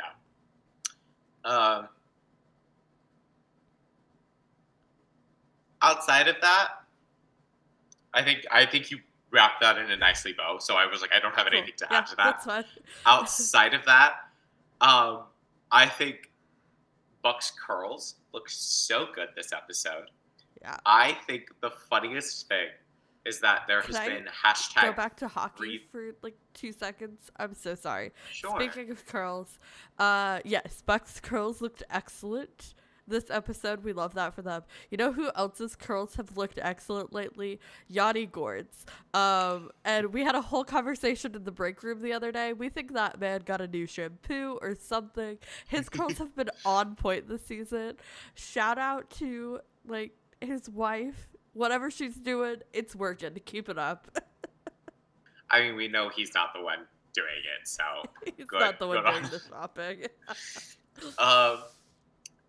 No, I think the funniest thing is that there's been like a campaign online to free the curls, get rid of the hair gel on set for both Ryan and Oliver. I think the funniest thing about it, because everyone has been very happy about Ryan and Oliver's hair this season. And I think the funniest thing is that so many people making those comments do not have curly hair and don't understand that way more product has been used in their hair this season than ever before. It's just different products. It's just different products. But they are using it way more. It was like curls like that aren't looking that good, that consistently, without a crap ton of hair product and probably some hair pieces. Full routine. Again, full routine. That man is in the chair. Like the hair department sent products home with him to do things. And his hair on the show looks so different from because he's keeping the curls naturally more in his everyday life because he has to be on set with them. But he's not maintaining, set perfect curls in his day-to-day life. Yeah. And you can see how he uses he uses more of a gel versus what they're using on set, which is more mousse in order to maintain the fluffy look. And if you see his Instagram posts, his curls are more gathered and they're more defined, and on set for the show they're fluffier. They fluff it out. They make sure to break the casing a lot. It's just and also Ryan Guzman has the perfect strand that's broken free from his hair every single shot. Yeah, that's styled. That's intentional. That's That's styled. Not. That is intentional. I was like, It's I so am someone intentional. who used to have, so my hair used to be The like very, very Superman straight, curl. and I'd have the Superman curl. It'd be very like straight and maybe a little wave, but I'd have the Superman curl. And that was because I thought I had straight hair and one strand of curl. Yeah. No, I just was just destroying my hair all the time, and I had one persistent curl. That required product, people. That required product to accomplish. I just think it's the funniest thing that everyone's like, "Oh, yay! They got rid of the hair gel on set. They got rid of the product on set." And I'm like, "No, they are going through way more product now. They are just not using as much heat and not as many brushes. Like, Yeah. what they were doing, I think that's the thing. Diffusing. Like, they're still using heat. Those curls are diffused and defined. But that's yeah, the thing. The They're way not they doing are a styling roller brush are and very heat. different. Yeah, exactly. Yeah, they're not roller brushing and heating these guys' hair anymore. They're just now letting the product sit, diffusing, styling, oils. So many hair oils are in their hair. Like, Yeah. I just love the fact that everyone's like, yes, they got rid of the hair gel. And I'm like, yeah, they got rid of the hair gel, but they ordered 10 pounds of hair mousse for these guys. Yeah. Like, honestly, I wouldn't be surprised if both of them had. They've got like 3 different styling tools. Like, they're going through it. Oh, yeah. No one's curls look like that naturally. They curl his hair too. Like, it is not just his curls. They are also going in with a like half-inch curly iron and curling some of those hairs to lay perfect, people. Yeah. All right, that was curly hair corner routine. JJ and Cly. Drop the hair routine. That is the thing that if I can have that hair. It's gonna be like an hour and a half long. I'm not doing that shit. If I can't have a 2-step hair routine, it's not happening. I forgot to condition. I washed my hair today, but I forgot to condition before I came out of the shower because I was running late for something. So, yeah, drop the hair care routine, please. All right, speaking of Eddie Diaz. Eddie yeah, oh, wow. Same oh, my God. Hell of a storyline. Everyone, public service announcement. You want to know what queer coding is? This is queer coding. This is not even queer coding. This is, let us write an example in a textbook saying, where, like, this is example, like, to use a definition in order so that you will obviously see it. Like, there's no hidden layers. This is, like, the outside papery part of the onion of queer baiting. Not queer baiting, queer coding. Like, yeah. This is queer Eddie. This is queer Eddie. Yeah. Correct. This is queer Eddie. This is also medic Eddie, because oh boy, is he gonna remind you he was in the army. We haven't had that in a hot minute. He was too busy dealing with his PTSD, but now he's back to competent doing field medicine in the States. It was great. We know how I feel about competency. We have blatantly documented how you feel about competency. It was excellent. I did miss Medic Eddie. Him doing his thing was great. I did love the back and forth between him and Hen, where he was like, "I did too in a convoy in Kandahar," and she was like, "How'd that go?" And he was like, 50-50. Iconic. He was a little out of pocket to go to talk to the father, but I get where he was coming from. The place was trauma. But the entire time I was just screaming at the screen, like, go get your damn kid back. Like, go be the parent. Like, you're telling this other guy to be the parent? Step up and, like, make the decision and not let the kid run over you with the choices they think are best for them? Excuse you? Dude, take your own advice. Go get your fucking kid back. All you writing those fanfics after every single episode, I see you. They're all great. Keep up the good work. Yeah, I think it's so interesting. I think if this was a different show, this would actually be a very interesting conversation around parenting. And I think Uh-huh. it is still an interesting conversation around parenting. But the idea of allowing your kid to have agency in their life while also knowing that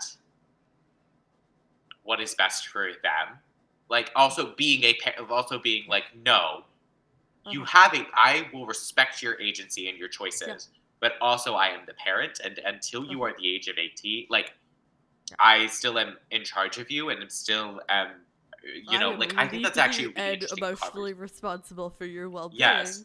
and I'm going to make choices that you may hate. But like Yeah. every kid's gonna hate their parent, like every single one of them.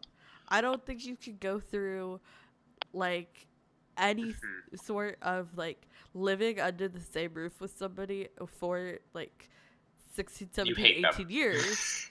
Like you're gonna have Yeah. conflict, you're going to have strife, you're going through so many emotional changes. Like you're going to hate them at some point, and that's just part of life. And how you deal with that, how you respond to that, how you work through that says a lot about like your relationship dynamics as a family. um but yeah. I think if this was a better show, I think the thing that they are setting up, like the thing that they Yeah. are setting up, if this was a better show, was that if Eddie went and got Christopher, Yeah. is he doing it for himself or is he doing it for Christopher? Because what they're setting up right now is that if he went back and got him right now, he is doing it for himself, not Yeah. for Christopher. And I think Uh-huh. that's interesting. That is very interesting. I don't think that's the show that they're telling. Like, I don't think the show is capable of telling that story, Correct. both as a knock and not a knock. But, like, Yeah. that is what I'm watching it. I'm like, oh, he's sitting here being like, I need my kid back. Yeah. Not getting my kid is the best thing for him. Yeah. And I think that's fascinating. So I will continue to live in my fascinating version of watching the show instead of Uh-huh. what it's actually saying. As you should. We love living in delusion. But yeah, no, I was just like, bold of you to show up at somebody's place of employment to chew them out for not showing up for their kid when you're not currently showing up for your kid. I loved it. For the record, I thought it was great. I thought it was interesting. Like you said, I will be living in delusion about the story that they could be telling versus the one I think they're going to tell. But yeah, I just by no means is letting a disabled kid who is, you know, very competent and understanding about where their abilities lie and where they need support, live with people who have been blatantly like ableist and Infantilizing. infantilizing. Thank you. That was the exact word I was looking for. I love you, JJ. Infantilizing to this kid, like raise him. That's gonna like. I'm scared to see if this was a better show. I'd be scared to see what version of Chris we got back after that experience. I don't think they're Yeah. gonna go that route again. But like to me, like that's where the conflict lies. Anyways, all that to say, Eddie was really hot this episode. He was doing his thing. He was competent, and he was going off and making dad step up and show up for their kids, even if that kid's a cheerleader, and you think that makes them weak. Yeah, that's the queer coding. That's the queer coding, people. In case you It's missed it, so in case you it was missed it, blatant. because It people was have in been missing neon. it. Also, people who are aware of queer coding think that he was flirting with the dad. That's not what was happening. Yeah, don't be on the internet. What? What? I don't know if I should What? explain this more, but yes, yeah. I support y'all. Live in your delusion. If that's what you want to take out of that scene, No, go I'm for not supporting this delusion. There are some delusions that we support, Doctor Odyssey is going to end in a throuple. Uh, What do you mean by that? It's totally gonna happen, JJ. What do you, what do Ken you and mean? Karen are going to have a storyline that isn't about either cheating or children being taken away from them. What do you mean? They're great. One They second. should have a I'm good so storyline. sorry. You're good. All that to say, yeah. Let's live in the good delusions and not the bad. And you know, I respect you to make your own choices, but you know, those aren't going to be choices that we necessarily engage in. And maybe read a textbook. You know, I don't know. Just put that out there. We'll see.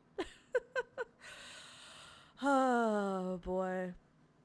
I have no other thoughts. We're just vibing. JJ's gone. He's abandoned me forever.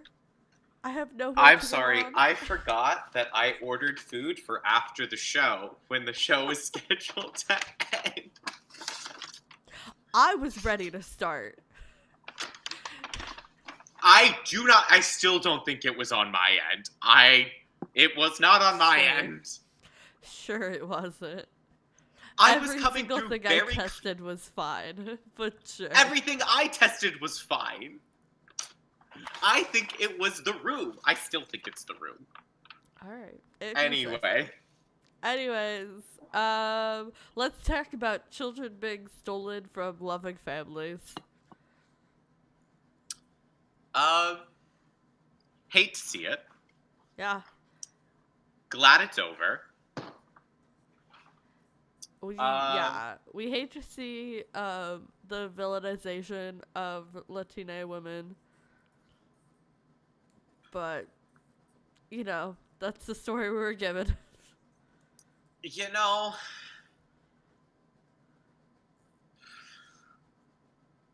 I think it's interesting because Latina women should be able to be villains, but the fact that they're all based around power grabs. Yeah, they should be I'm respected like- before they're allowed to be villains. That's the problem. Yes. We need respect before we can have equality. Wild to think about. I think the fact that it's just Latina women are not allowed to be villains without being in positions of power. And I think that they or trying to grab into positions of power. And I think that is just a thing that we gotta nip in the bud. Past. Yeah. We passed. But we love to see Latina women employed. Yeah, true. Get that paycheck. Earn your health insurance. Get that paycheck. Renew your health insurance. Peepaw, renew your health insurance. I loved that there was I thought it was nice the tying of the two storylines together of Gerard and Ortiz. I thought I don't necessarily love that Gerard got a redemption arc. I do love it for the character. I love it for the actor getting more screen time as the character because I absolutely adore him, as we established last week. However, you know, I'm conflicted. I think the really interesting thing is that so many people have been using that phrase redemption arc. And I was so confused when I first saw it. People were complaining he got a redemption arc. A lot of people were putting that out on Twitter and on TikTok about I hate he got a redemption arc. And I was like, I'm just gonna explain my experience. Total. I was so confused by that because watching that, I did not get the fact that he got a redemption arc entirely at all. Actually, I was like, that wasn't a redemption arc. And he got to me, hero. it was.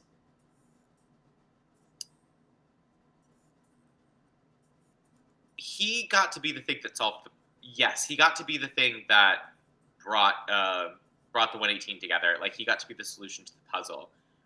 But for me, that wasn't a redemption arc. That was a villain getting a happy ending. And I think those two things are distinct. And I think also, I think network television, especially in production around storylines, has conflated the two things Uh-huh. because, like, he is a part of the montage with the happy ending music. Yeah. And, like, he's in part of the montage of all of the good things happening. Yeah. And, like, that makes it, like that is adding to his happy ending is part of, he is a part of the heroes. Like, it combines those two things happening. But, like, every action that we see the character take and every moment leading up to that is, like, Bobby is actively, like, and upfront about the fact that he is manipulating Gerard. And, Uh-huh. like, Gerard is taking selfish action. And, like, we see him being like, hey, this is about, like, Bobby playing to his pride. And Yeah. Gerard making choices, selfish choices. Like, he doesn't make those choices in order to help anyone. He makes Uh-huh. those choices because of what he wants. And that is, like, Yeah. explicitly said in the story. And so, like, when I watched it, I was like, and I saw it's a redemption arc, I was like, that wasn't a redemption arc. That was an antagonist, a villain, because he is a villain. He's not just Yeah. an antagonist. He is an evil person getting a happy ending, which I I think was think the interesting. problem Of, is, like, sorry. I I think the problem is yes, we do get to see, we'll talk about Bobby, big, fabulous, and all he orchestrates. But we get to see this character who has been a villain. I was going to say villainized. He's not been villainized. He has been straight up a he's villain. a villain. And Yeah. he's playing that role excellently throughout. He's been like the primary antagonist of the season, big like his villainous self. And yes, he is making selfish actions, but it's not about the way the story is written, it's the way it's framed, the way it's presented. That's what makes it Yeah. feel like a redemption arc. He got to have the hero moment. He got to have the dramatic entrance. He got to have the dramatic line. He got to be like elevated to the level of like, he is the one who made this possible. He is the one who is the only reason that this moment could happen.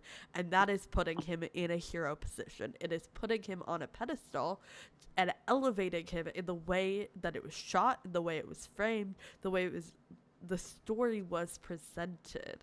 And I totally get what you're saying. If you're looking at just the text, if you were just given the script for this, you would read it and be like, that's just a villain getting a happy ending. But I think the way they presented it, and the way they framed it, the way they shot it, it was reading redemption arc. It's using all of these like mediums of the genre that we associate with characters getting a redemption arc to this villainous character.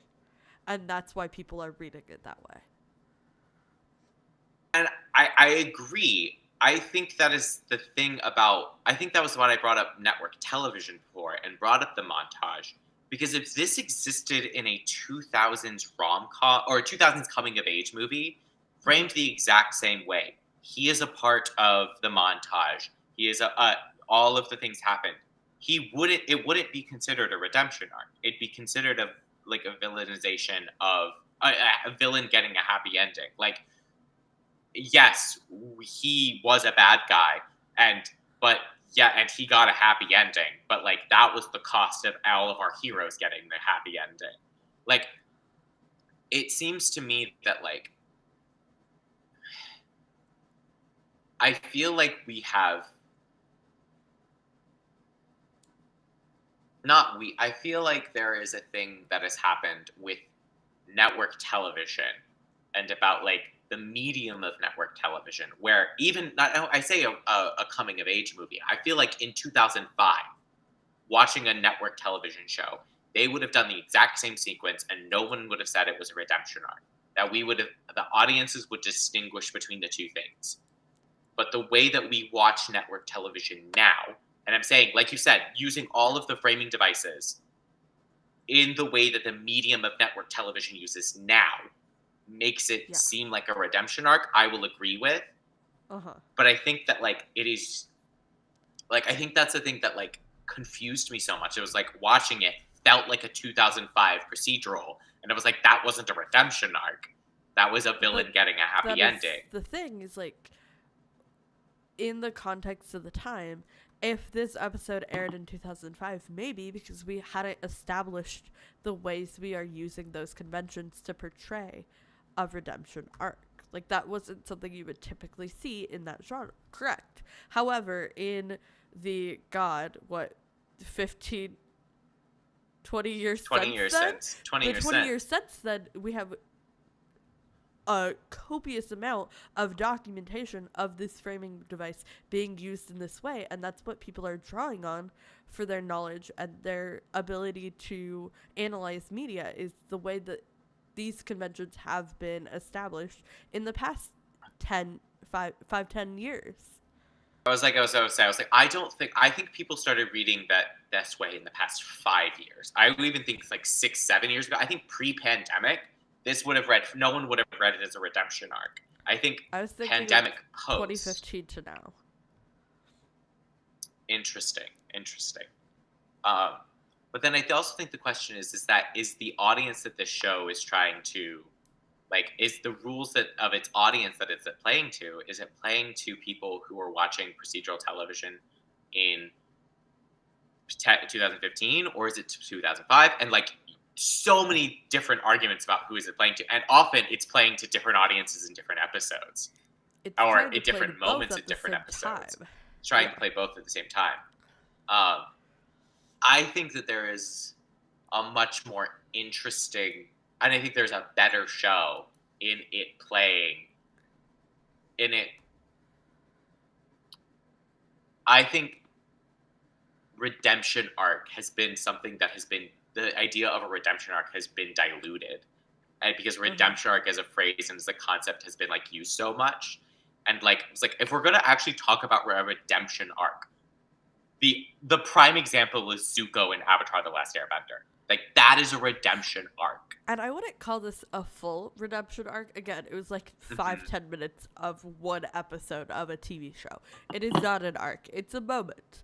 But it is an arc throughout this episode. And it is, like, if you look at it as, like, a mini contained moment, we do get the beats of that arc. And I had the same gut reaction. I disagree on that, which is I think is okay. It was like, I don't think we got, that's the thing, is, like, I don't think we got the beats for it, but I understand about the way that the conventions were used, why the beats would hit for someone else. It's like, not saying that the beats aren't there, but, like, for me the beats don't hit, and that for other people the beats did hit. I think that's just I think it's interesting. It is interesting.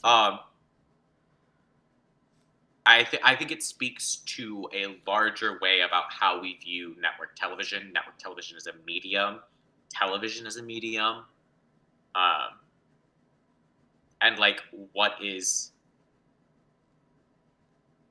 redemption storylines? What are villains? What are also, like, attention spans?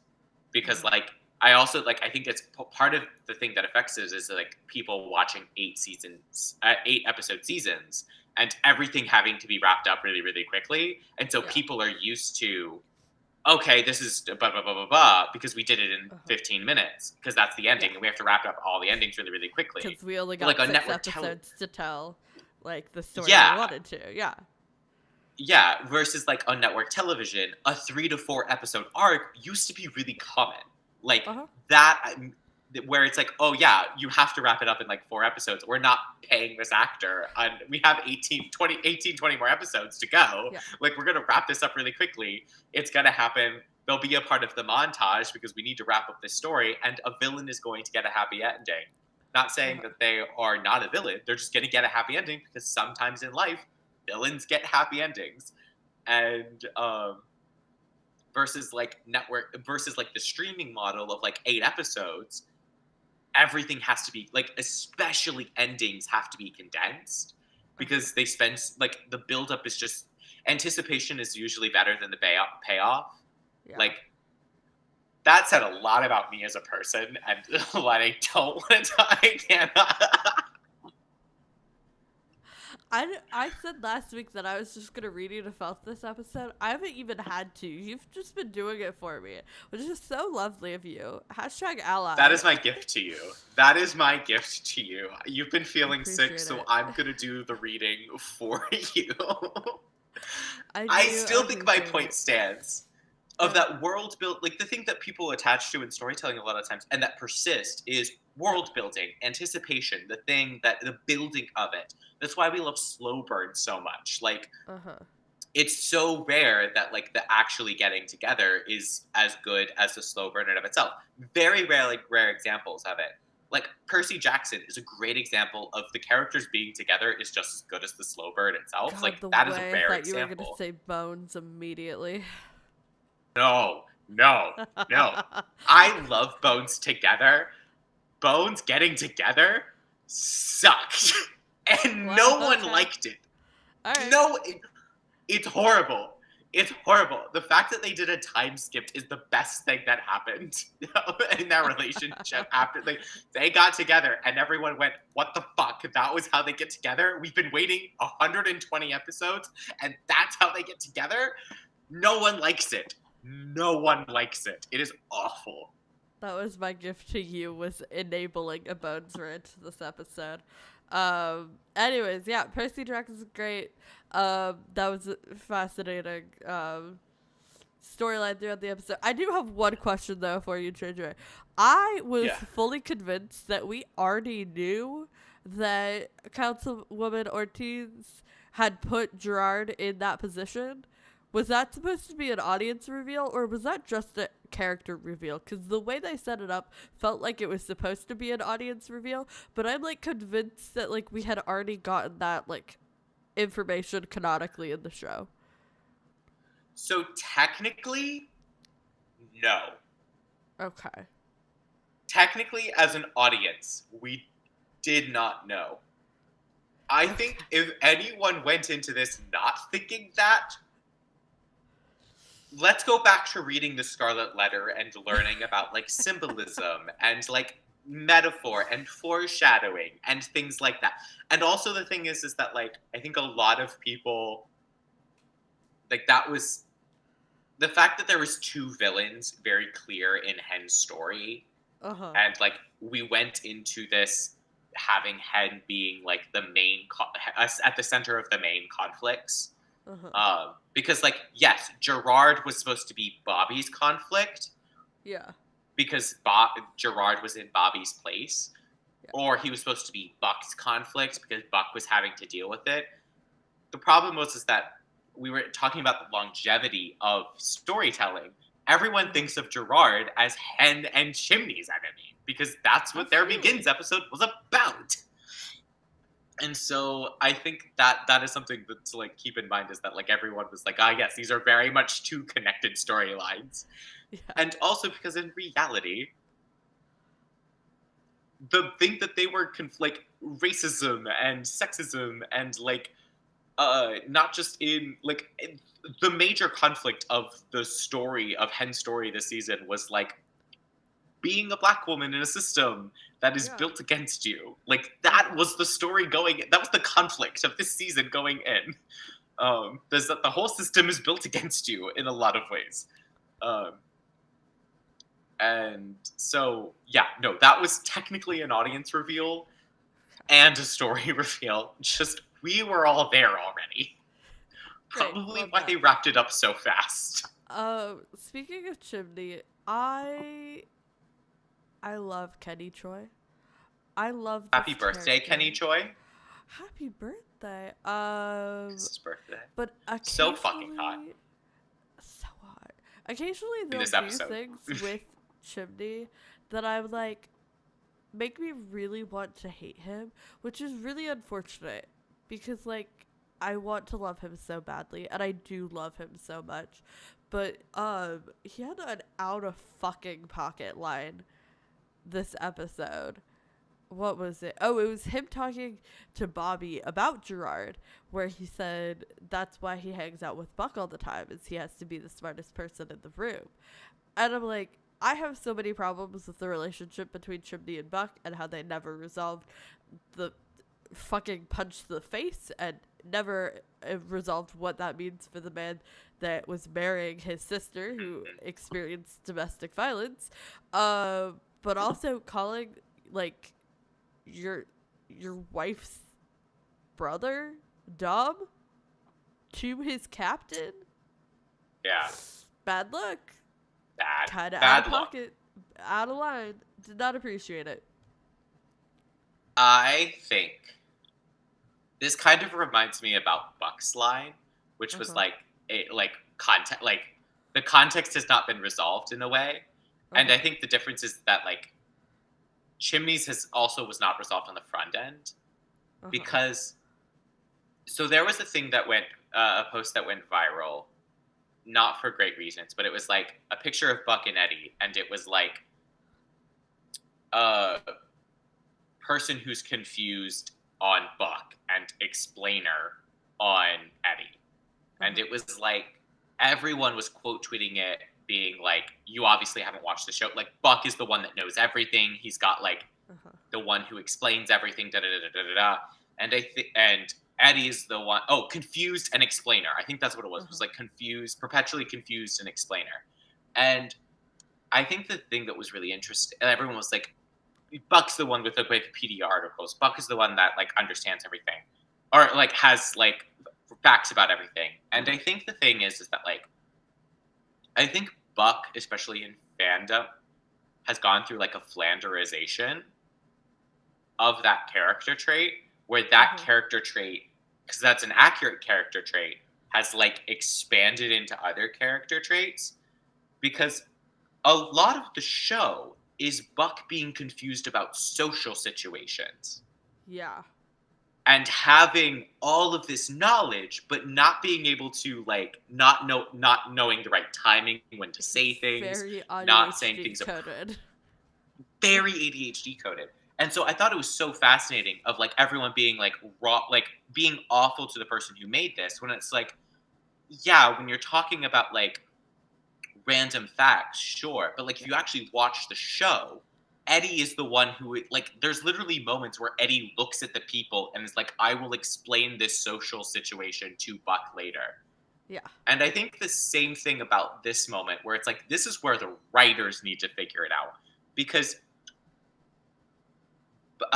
Gerard likes being around Buck because he is easily manipulated around social situations, because Gerard has power over his friends, and Gerard has social power and social manipulation over Buck. And so like in a ways, yes, he is smarter than Buck in the way that he can manipulate a social situation, because Gerard is an abuser of power. And in a position of power too. And in a position of power. Abuse. Yeah. So, like, yes, that is why Chimney is right in saying that's why Gerard likes being around Buck, because he's the smartest person in the room, because he can manipulate Buck. Because Buck is a person who is going to put all of the people around him above himself, and also who is not, he's ADHD coded and cannot comprehend not coded, but I'll replace him as ADHD, but is also someone who is like, not as cognizant of social hierarchies. It's why he always, like, his first thing is like, I have to quit. We all should quit. Like, all of those things are things that Gerard can easily manipulate, because Buck doesn't understand the social implications of what everything is going around him. And so, like, what Chimney is saying makes sense, because his parents did not develop his, like, social emotional skills from a young age. Intelligence. Abandoned him. So he doesn't have any social emotional intelligence to work off of, because of the way he was raised. But still, So like, it's like what Chimney is saying. Like, if you take what Chimney is saying and you remove the context of all his it's like, that's why I said it was like, it's the same thing as what Buck said before. If you take the context out of what has happened before, yes, it very much works for the character and what is happening and accurate to the situation. But if you take out the relationship that Chimney and Buck have had, everything you just said, I fully agree with. Like, I'm with you. I agree with you. Exactly. But the fact that it came from Chimney and the way it was phrased, and the way it was delivered, it was a little off-putting. Just doesn't work. It doesn't work. It's like, no, Chimney, come on. Yeah. Because, yeah, and it's just like, it's just a moment of just like, wow, this scene, like, I think overall, that scene of Bobby being the therapist was like so great conceptually. Yeah. And then just kind of like, if you don't think about it, yeah.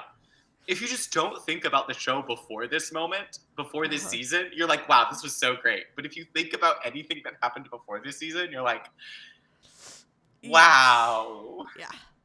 Uh-huh. Yeah. Speaking of Bobby, he does orchestrate a brilliant move, really showing his captain status. He was on top of things. He was like, I'm so tired of this acting bullshit. I'm going to kill two birds with one stone, fix all my life problems, and make this asshole happy. Love that for him. Truly love that for him. Yeah, Bobby also just loved Bobby just going. Yeah. And then the mustache. This is not my house. As well. Oh, this is not my house. I loved how simple that storyline was. Like, you could just see that storyline exactly where it was going the whole time, and it was like, and that was what was great. It was like, I could see where it was going, and it went Yeah, it was went the exactly perfect where it should. D plot for this episode, and I think it went really well. I had honestly forgotten why they needed a house. I was like, where are they living? Why do they need a house? Oh, right, it burned down last season. Yeah. But we spent just enough time on it. It was like the perfect placement for it, I think. Eddie Diaz going, you don't like it? Adorable. Made me want him to keep the mustache. I have so many feelings about the mustache. I'm not a converter. I'm just gonna say it's like, I think he looks good in the mustache. I think he's hot. I don't think Eddie Diaz cannot be hot. Yeah, I think my problem is when I see the mustache, I think about the implications and what it means for like the culture and community I'm a part of, and not the culture and community Eddie Diaz is a part of. And I know that I don't fully understand, and I could never fully understand the implications and meaning of the mustache in the way it is meant to be representative and the community it is trying to speak to, and I am projecting the community I think it should be speaking to onto that mustache. And I know that's a me problem, but I would really love to not have this internal conflict every time I see that mustache being like, I know they're trying to do something here, and I know it's coming off really wrong to me because of what I think it means to me and not what it means to him. And that's a me problem, is what I'm saying. The mustache is a me problem. But he's so pretty in it. He's so... If you say so. I have not had this feeling since Magnum PI. This is a good mustache. And I think when he first had it, his face hadn't fully adjusted to it, and it hadn't fully filled in as much. And the longer he has had it, the better it looks, which is how facial hair works. Like, it has to fill out. You have to take time. You have to adjust your face to how you're wearing it. My problem is I only saw photos of it, especially like the behind the scenes, from where I think it went a little too far. It got a little too low on the lips, in my opinion, and so I'm just terrified for the day where we see that on screen. I can't. We only have it for, I think, 2 more episodes. All right. Episode 6, I believe, is the episode he shaves it off. That is a behind-the-scenes reveal. Well, episode 6 is also where what we have confirmed. We know that he shaves it off. That is confirmed. And we know in episode 6 is where they explicitly state what the mustache represents. Oh, yeah, Tim Minear says it's not that big of a deal.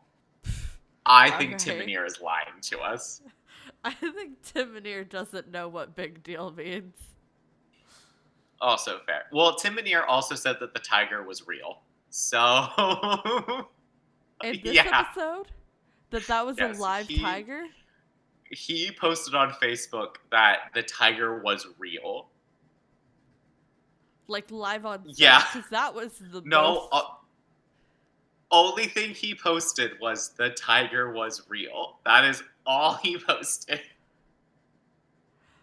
Because I think everyone complained about how fake the tiger was. And there was an actual tiger puppet that looked really, really good on set. Like when the tiger is asleep and breathing, Yeah. that is a physical thing. And it looked and great. it looked great at that moment. The rest of the episode, not so much. I wonder if this, like, most of the tiger was like real footage of a real tiger that was like edited on and then facially edited. Yeah. I wonder It if that's what looked he means by like- real tiger. Yeah, it looked like it was stock footage with some heavy enhancements that was slapped Yeah. onto the model of a puppet, and it looked.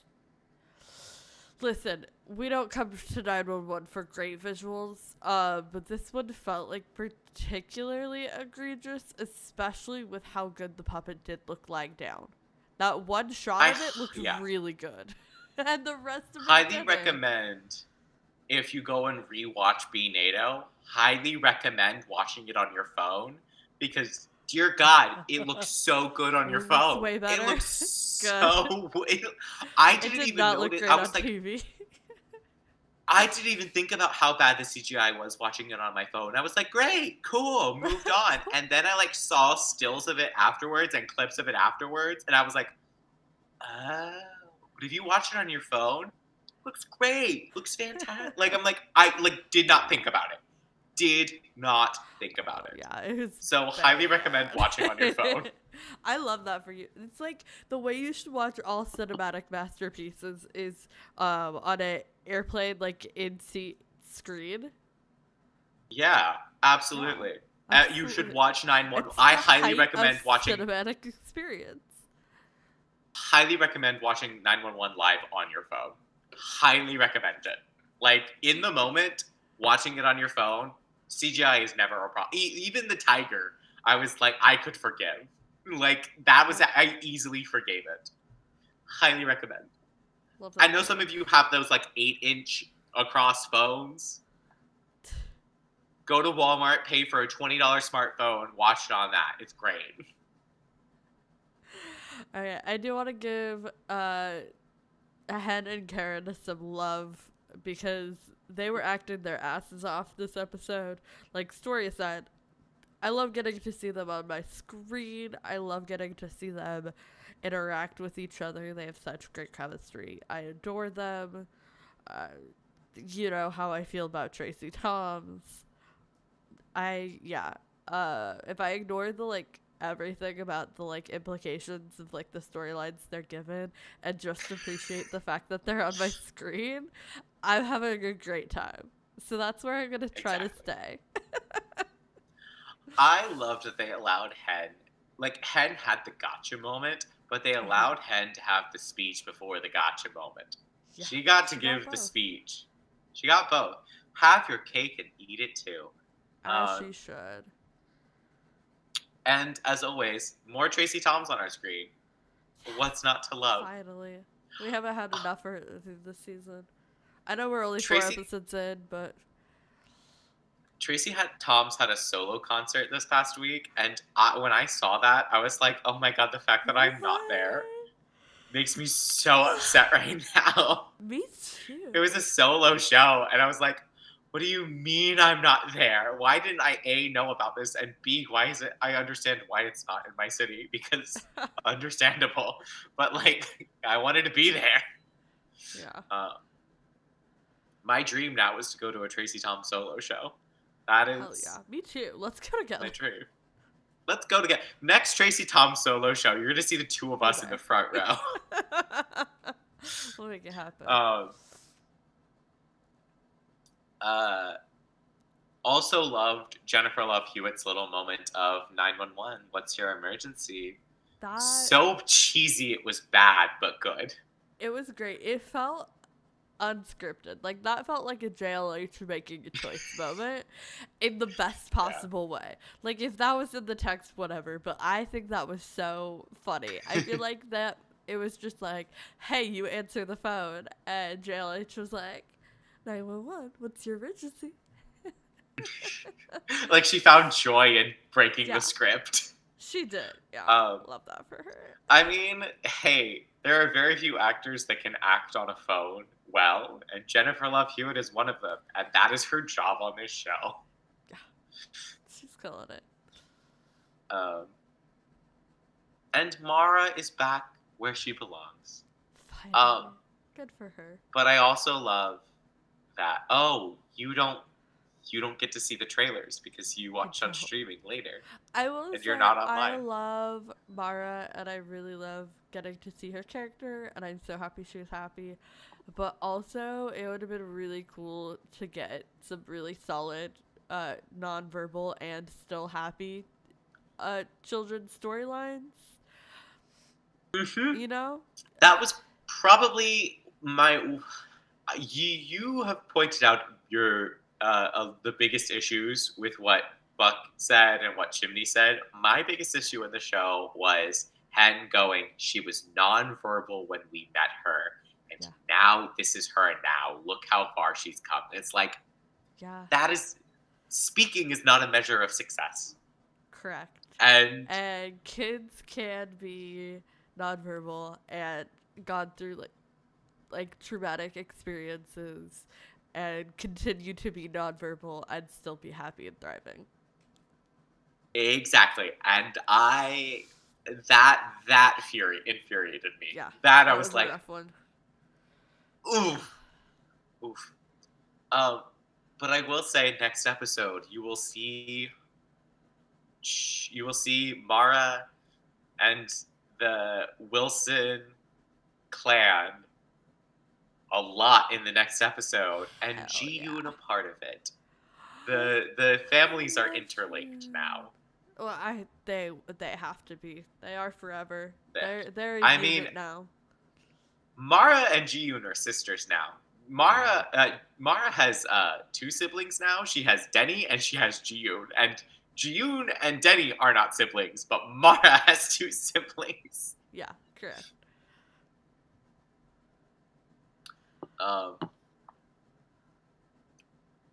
I think overall our statements have been 911.